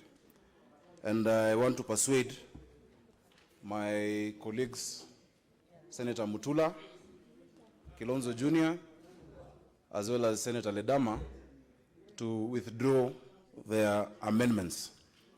Mr. Speaker, I beg to move the following amendment, that the motion be amended by deleting the full stop at the end and inserting the following words: subject to the deletion of recommendation appearing as paragraph 26 of the report, and substituting it, therefore, the following new recommendation. 26, the Senate resolves that pursuant to Article 217 of the Constitution, the third basis for sharing revenue among counties for the financial year 2020-2021 to 2024-2025 be as indicated in the order paper. And Mr. Speaker, I'll just mention 2 components of it because the amendment is pretty straightforward. Mr. Speaker, the import of the amendment is that because in the previous financial year and in this current financial year, the amount of equitable share going to the counties has remained at 316.5 billion. Mr. Speaker, everybody who spoke, including Senator Kang'Ata'S, the leader of majority, the leader of minority earlier, held that when they were pushing the earlier amendment, they held that the basic principle that we all agree upon as a Senate is that no county should lose a shilling of its allocation. And Mr. Speaker, the formula then kicks in once we've devolved enough money to go to the counties, Mr. Speaker. And so, Mr. Speaker, Senators who are standing, please find where to sit because it's you are. So, Mr. Speaker, the formula is that for any amount of 316.5 billion and below, the allocations shall be as per the 2019-2020 allocations to counties, and that doesn't change. If your county had 8 billion, you'll have a minimum of 8 billion. If your county had 10 billion, you'll have a minimum of 10 billion. Any amount above that, Mr. Speaker, will then be applied based on the formula. Mr. Speaker, the reason for doing this, because we've had to think as Kenyans. We've had to make very painful decisions, Mr. Speaker. Mr. Speaker, I'm the senator for Nairobi. And in the previous proposal by the committee, Nairobi was going to gain 100 million, which is 0.6% of our allocation. 100 million in Nairobi is not the same as 100 million in Garissa or Turkana or Wajir, or even Tharaka Nithi, Mr. Speaker. But, Mr. Speaker, what would it benefit the people of Nairobi? And many of the 4.3 million people I represent also come from other counties. For us to gain 0.6% and have our colleagues lose 30% of their budget, 25% of their budget, Mr. Speaker. Mr. Speaker, it will not be right. It will not be patriotic. Devolution is about this country. The Building Bridges initiative, and I speak this because I know where the heart of the president is. I know where the heart of the former prime minister is. We cannot have cohesion without equalization of opportunities. Mr. Speaker, a child in Mandera must have the same shot at life as a child in Makueni. There is no Kenya A and Kenya B. And the notion that we've been having, Mr. Speaker, over the past few weeks, that there are certain parts of the country that have been giving to other parts of the country is a fallacy, and I am going to demonstrate it, Mr. Speaker. I am going to demonstrate it. Because, Mr. Speaker, we all belong to this country. One indivisible nation, Mr. Speaker. Mr. Speaker, if I go a bit to the formula which came, And I want to make it clear, because Kenyans must know and we must debunk some of the myths that have been peddled.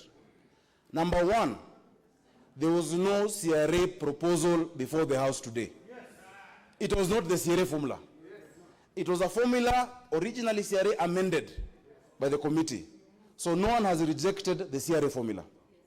Number two, Mr. Speaker, and on this I need to be very clear and I will demonstrate. 1 man, 1 shilling, as a principle, the biggest beneficiary would be Nairobi. But there is no single proposal that has been brought to this House that is 1 man, 1 shilling. Mr. Speaker, if it was 1 man, 1 shilling, Nairobi should be getting 29.8 billion. 29.8 billion. And we're only getting 15. Mr. Speaker, urban poverty many times burns more than rural poverty. The people in Mathare, the people in Kibera, if you do not have money, Mr. Speaker, you cannot get a place to stay, you will not get food.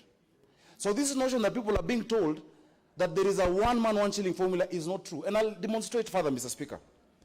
Mr. Speaker, a county like Kirinyaga, because 1 man, 1 shilling means that the population of your county divided by the population of the country multiplied by 316.5 billion. A county like Kirinyaga, because people have been peddling a rumor that there are certain parts that are being treated unfairly because of not having 1 man, 1 shilling. According to 1 man, 1 shilling, Kirinyaga, that has a population of 610,000 people, should be getting 4 billion. What did it get before, and in what I'm proposing, 5.3 billion and 4.2 billion, above 1 man, 1 shilling. Mr. Speaker, Laikipia County, with a population of 518,000, if it is 1 man, 1 shilling, Laikipia should be getting 3.4 billion. But what is Laikipia getting, Mr. Speaker? 4 billion in the first proposal and 5 billion in the second proposal. So do you want 1 man, 1 shilling to reduce Laikipia? To reduce Kirinyaga? Mr. Speaker, let me show you Nyeri County, because the senator is here. You have a population of 759,000 people. When you say 1 man, 1 shilling was going to support you, because you've been receiving, as Nyeri, 5 billion, or rather 5.4 billion, and the new proposal is 6 billion. That's what you're getting. If it's 1 man, 1 shilling, Senator Ephraim, you will receive 5 billion flat, a billion less. This notion, you know, we must demystify. If it was 1 man, 1 shilling, Kiambu should be getting 16 billion. They're getting 10. It is good for us to disabuse this notion, because people are out there fighting us, saying that we do not support the agenda of the president. That is not true. That is conjecture and warped logic, Mr. Speaker. Mr. Speaker, let me give you the last example. Point of order, Senator. The last example, Mr. Speaker. There is a point of order. Okay.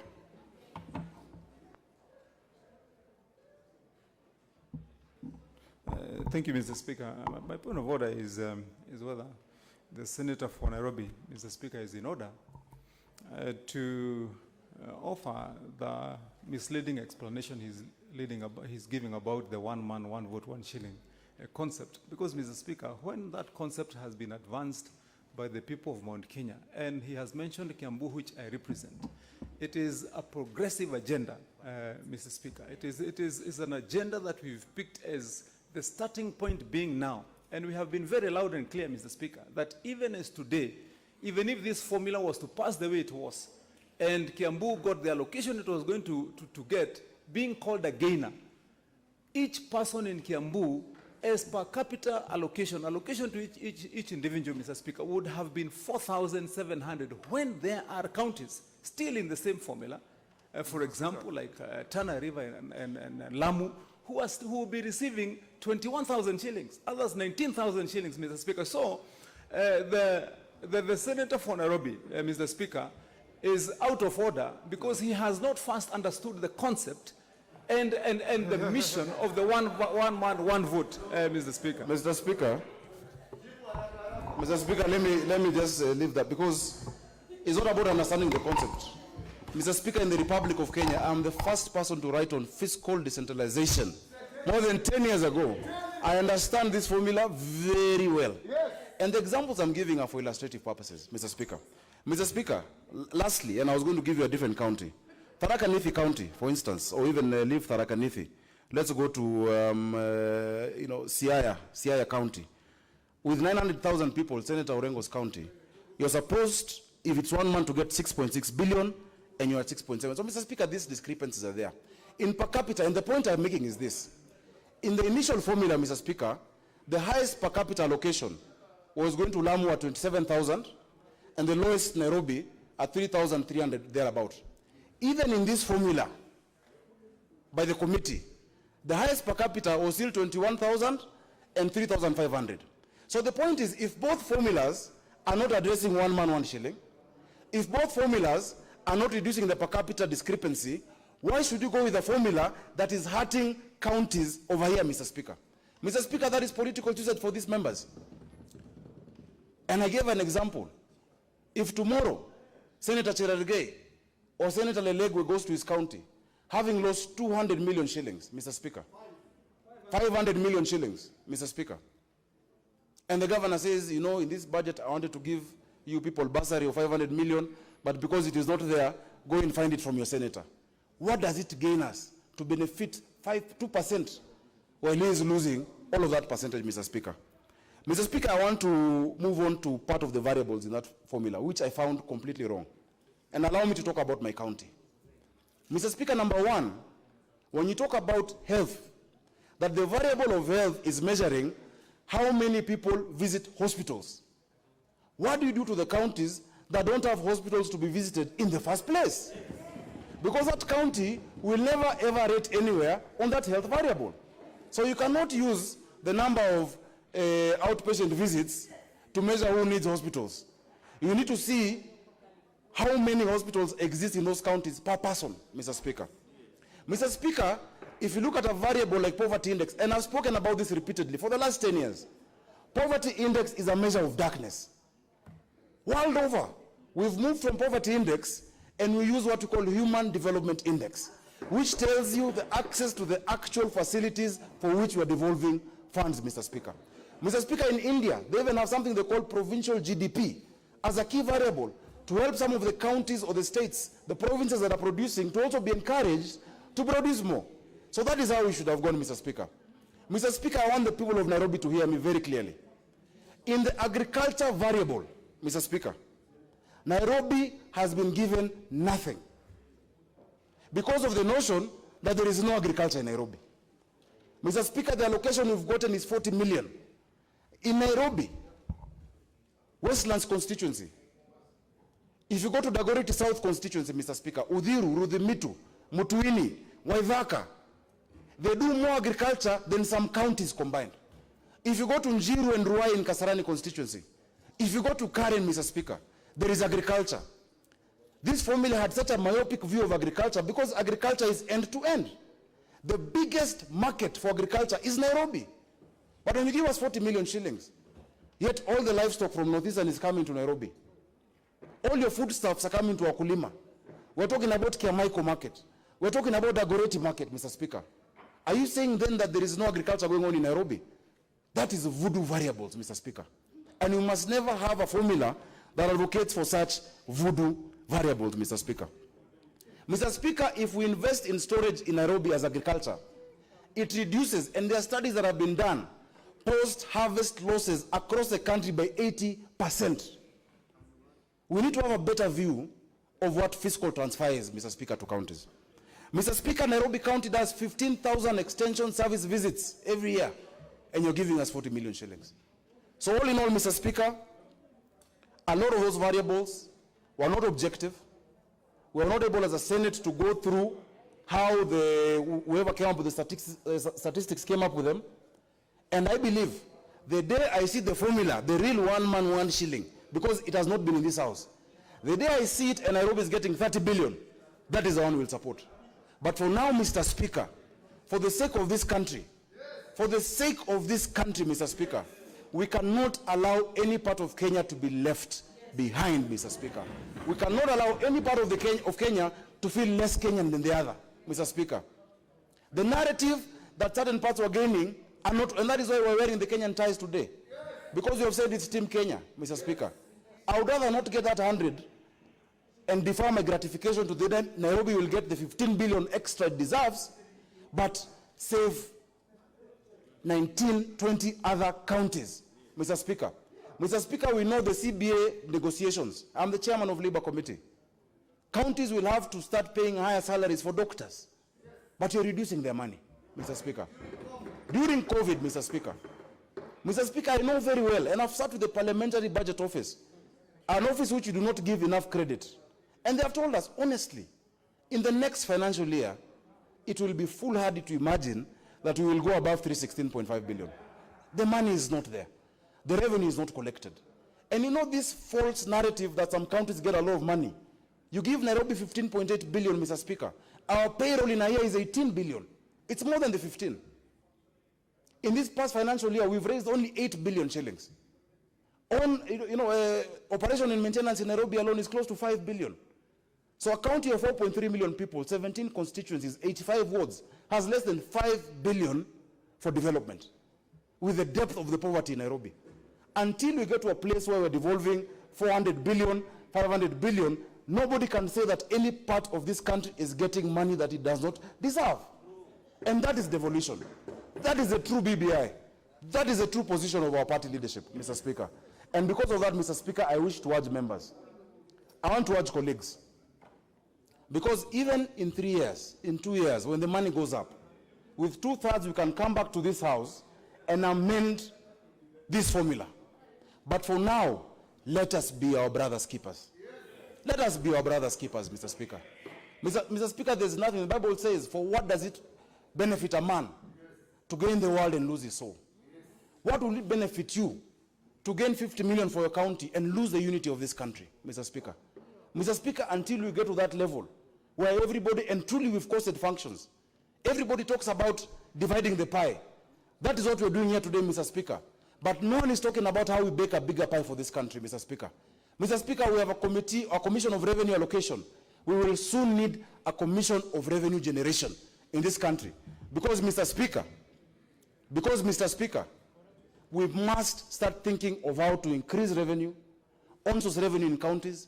We must stop this issue of each governor having his own system, his own IT system, because that is where the corruption is.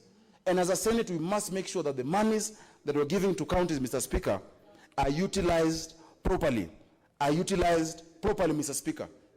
I heard people saying that governors in certain parts of the country are the ones stealing. That is an unfair assessment. Everybody is stealing across the country, and we need to condemn it in full. We cannot say that certain parts of the country is where theft is, and in our own backyards, there's theft. There's been theft in Nairobi. There's been theft. In fact, most of the impeachments have come from Central. There's been theft in Nyanza. There's been theft in the coast, Mr. Speaker. Let us remember we have one indivisible country, Mr. Speaker. I know members want to vote quickly because the mood in the House is palpable. In the words of Gideon, the die is cast. Alea iacta est. And I want to tell senators, please vote with your conscience. I want to assure members that this vote is not a vote against the government, because I support this government. I was a founding chairman of TNA. Mr. Speaker, when the formula first came to this house, Senator Wetangula was in the other house. It was brought by the finance minister. The finance minister then was President Uhuru Kenyatta. The president was Mwai Kibaki. That first formula was brought, and I can tell you in his heart of hearts, the president supports devolution, and the president will never push an agenda that pits one part of Kenya against the other. So members here should stop. Members here should stop fear-mongering and telling us to meitwa. We've been called. There's no such thing. He would have told me himself. This is in support of his agenda. Building bridges, uniting Kenya, from Habaswein to Vanga, from Turkana, Mr. Speaker, to Lamu, from Kisumu to Nyeri. One Kenya. Mr. Speaker, I move. And I ask Senator Ledama to second.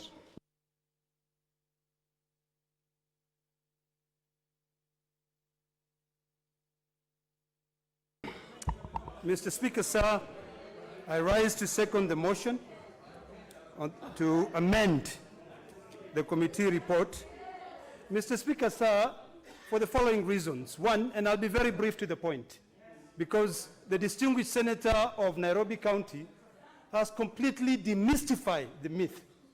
Mr. Speaker, sir, the reason why I support this amendment is because of one. It is ill and it is illegal for a county like Turkana, which is over Marsabit, which is over 70,000 square kilometer, to be reduced into a square root of 266.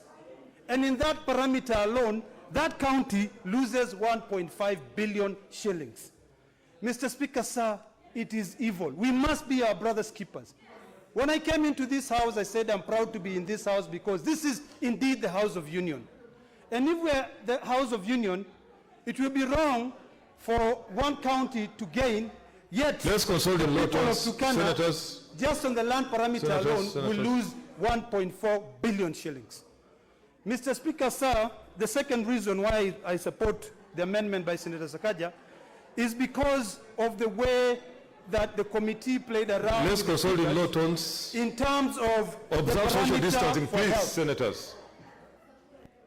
Proceed. Mr. Speaker, sir, when you come and lie to the public that you have the CRA formula and you are now playing around with figures, you amend it and you raise it and you give it a weight of 20%. You take 3 counties, take all the money. That is Kirinyaga, Kakamega, and Bungoma. Mr. Speaker, sir, it would have been a different story if we would have even stuck with the issue of CRA. And that is why you saw in this amendment, we focused, the weight that we gave was a 17% on health because it was well-reasoned, advised by the Abuja Declaration. Mr. Speaker, sir, the third point, which is the last point for me to allow members to vote, is on the issue of agriculture. The committee played with the weight and they raised it to 12%. When they did that, they took away money from urban centers like Nairobi and Mombasa, which benefit from the urban parameter. So, Mr. Speaker, sir, for the unity of this nation, I want to see Narok County receiving 8 billion, which they received last year, for the next few years until the time that we can be able to generate more money.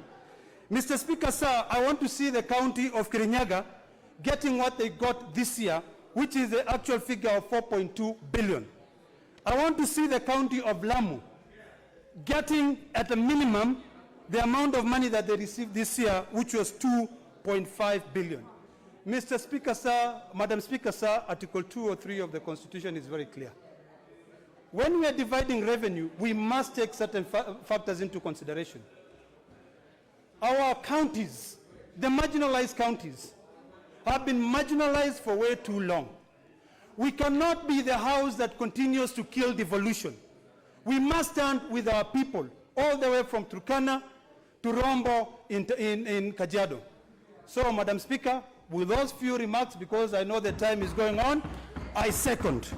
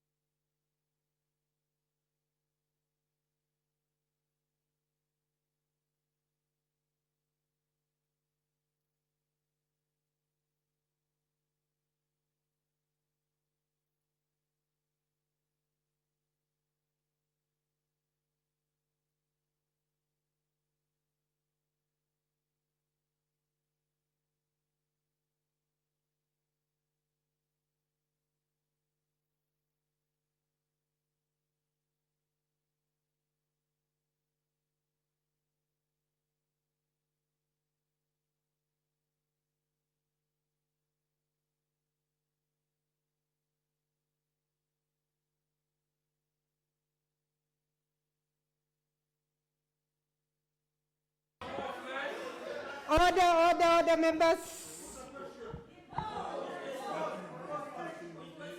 Order, members.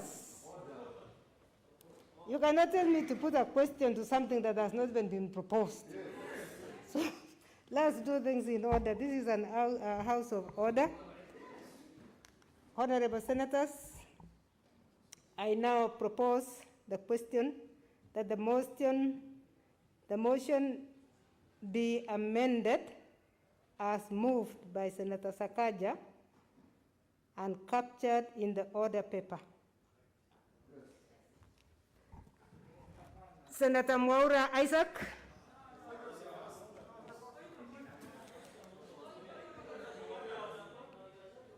Thank you, Madam Speaker.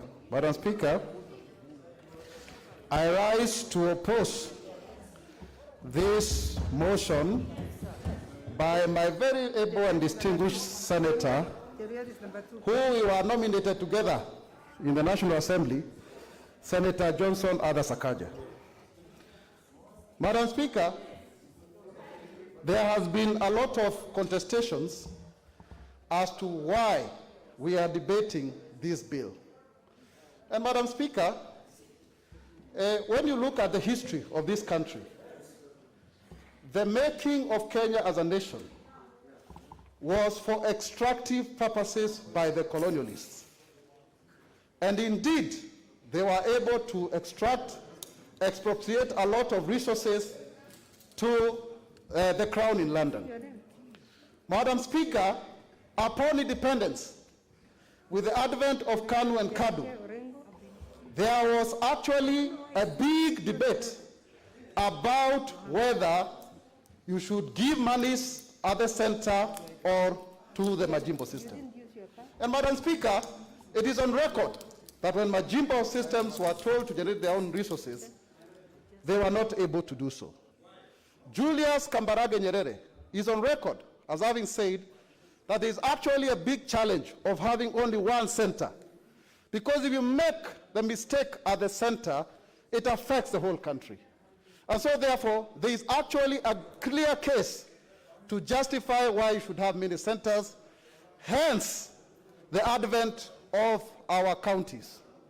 But Madam Speaker, it is true that the sessional paper number 10 of 1965 may have abrogated and allocated resources to where the rail had passed.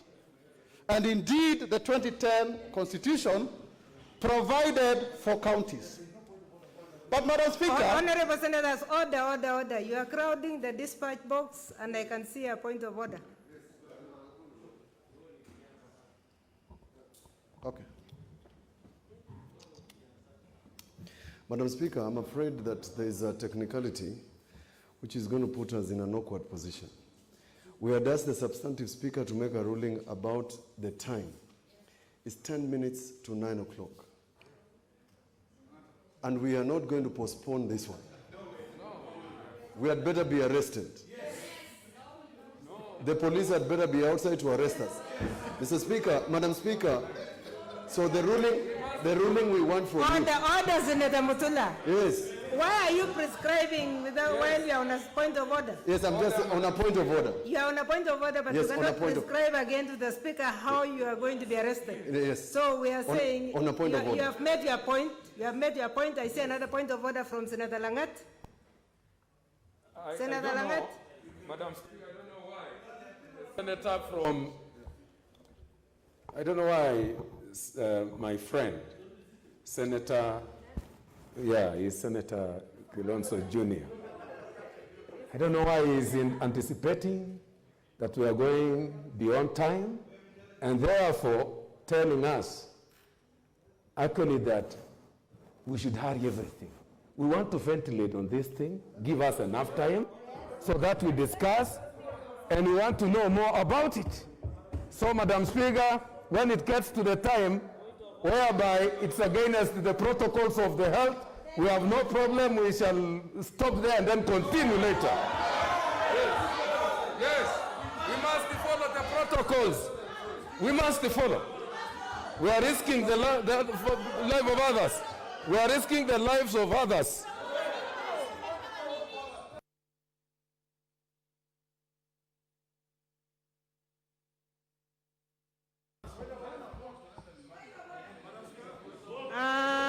Senator Wambua. Point of order from Senator Wambua.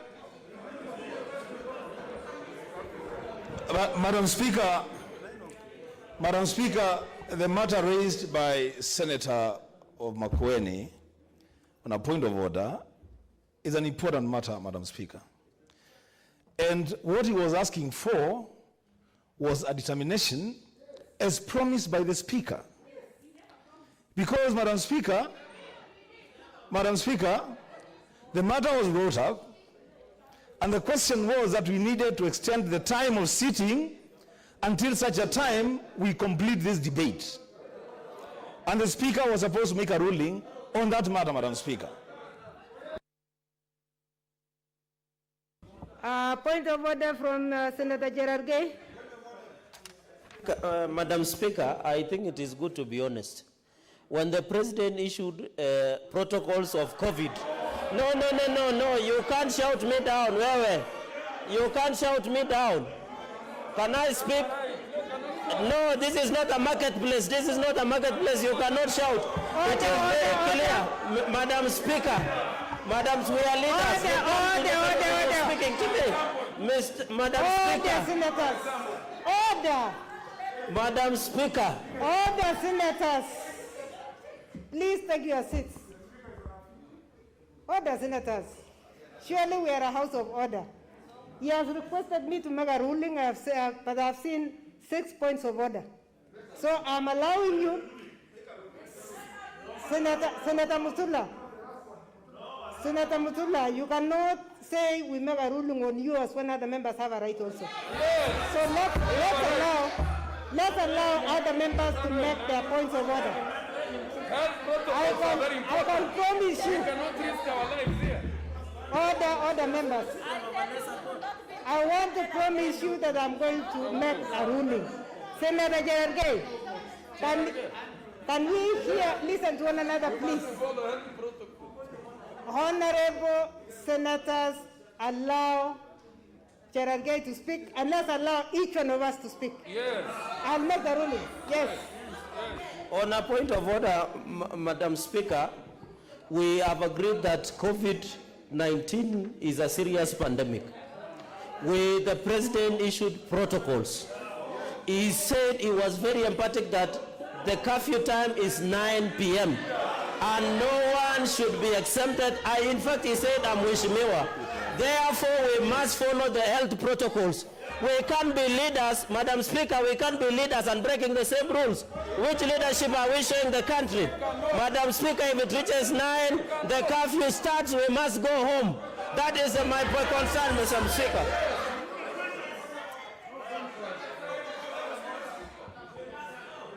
Honorable senators,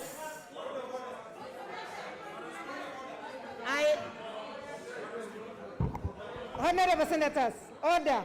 Honorable senators, I have 15 members who want to contribute to this motion. That is their right. I have, again, 6 new members who want to do points of order. This is our house of order. Tomorrow is another day. I don't want us to really abuse the process of this house. Let us respect the process of the house. Let us allow those who have points of order, because if you give your point of order and then you want us to skip another member, it is not fair. I only managed to propose the question, and the first member was interrupted with. So nobody has even contributed towards that motion. It's only the mover and the seconder. So I want to have a feel of what the point of orders are coming from. Matsayo, Stewart, Mwachiro, and then I'll come back. I'll come.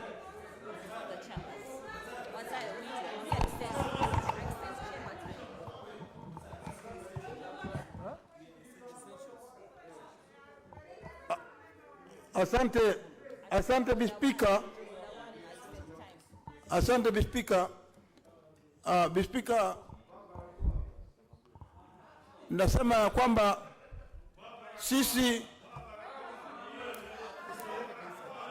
nakusikia Kang'ata. Bispika, nitetee Bispika. Bispika, nataka kusema ya kwamba sisi tukiwa watumishi wa kaunti zetu ambazo wametuleta hapa kwa kikazi. Hatukuja hapa kama watu ambao hawako kazini. Tuko kazini. Sisi ni wale wafanyikazi maalum, essential workers. Kwa hiyo mimi nasema ya kwamba Speaker, hoja hii ni hoja ya nidhamu. Ni muhimu wewe Speaker uongeze wakati wa sisi kujadiliana mjadala huu ambao ni muhimu sana katika maisha ya Kenya. Point taken. Asante. Point taken, Senator Murkomen, on a point of order.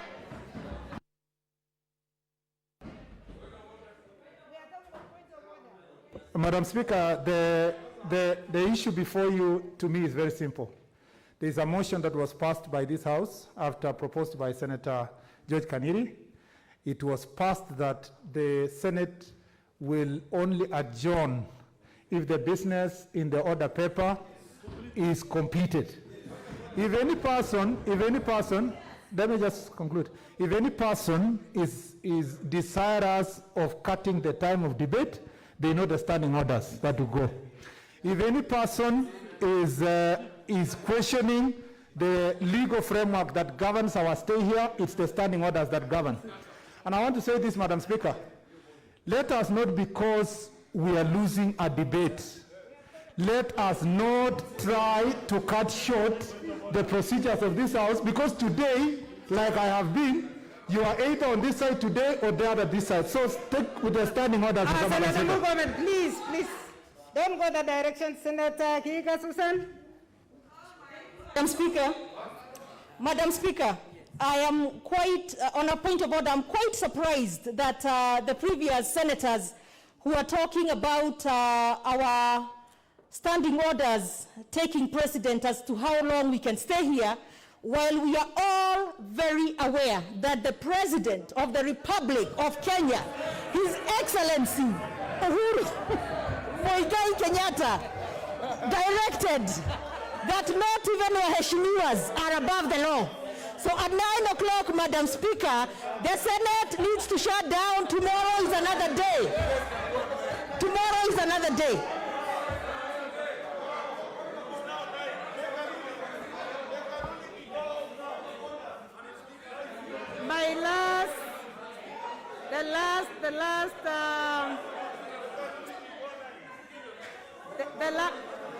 The last point of order is from Alake Abshiro. Then I will rule.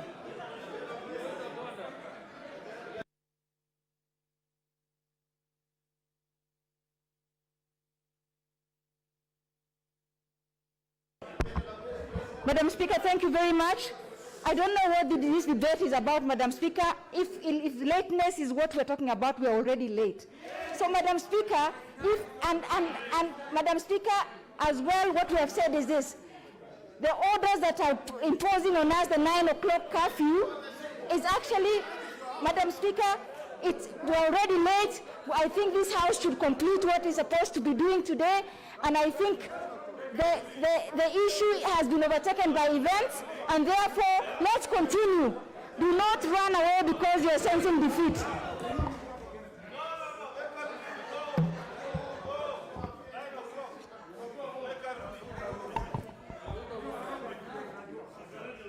Honorable Senators, I'm going to make a ruling. Honorable Senators, I thought we had become very orderly and very serious, and the country is watching. Can you take a seat, Senator Mugeni and Senator Kachwang? Senator Mo, yes. Senator. Honorable Senator, yes. Senator, come and take a seat.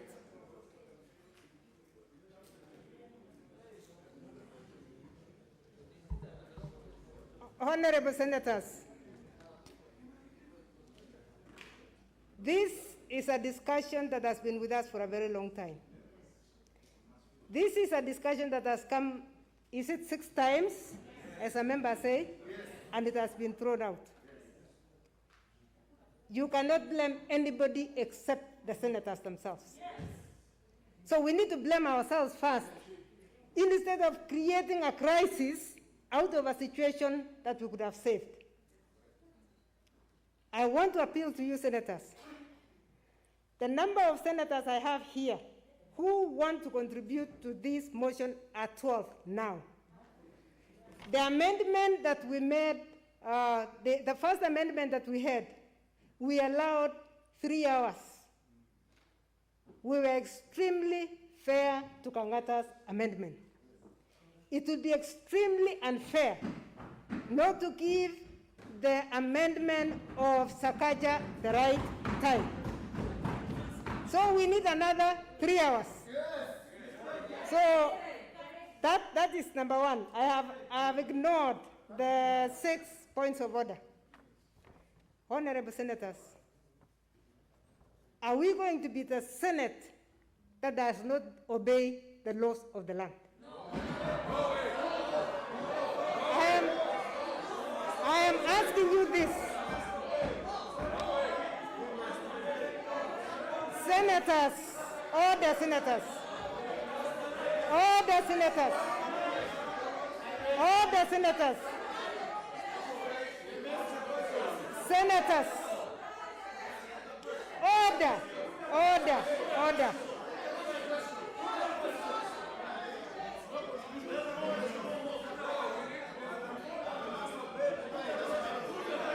Honorable senators, allow me to make the ruling. Why are you telling me to put a question before I even make the ruling? The only member who almost started contributing was interfered with points of order. And he was not able even to contribute. We don't even know who is supporting and who is not supporting.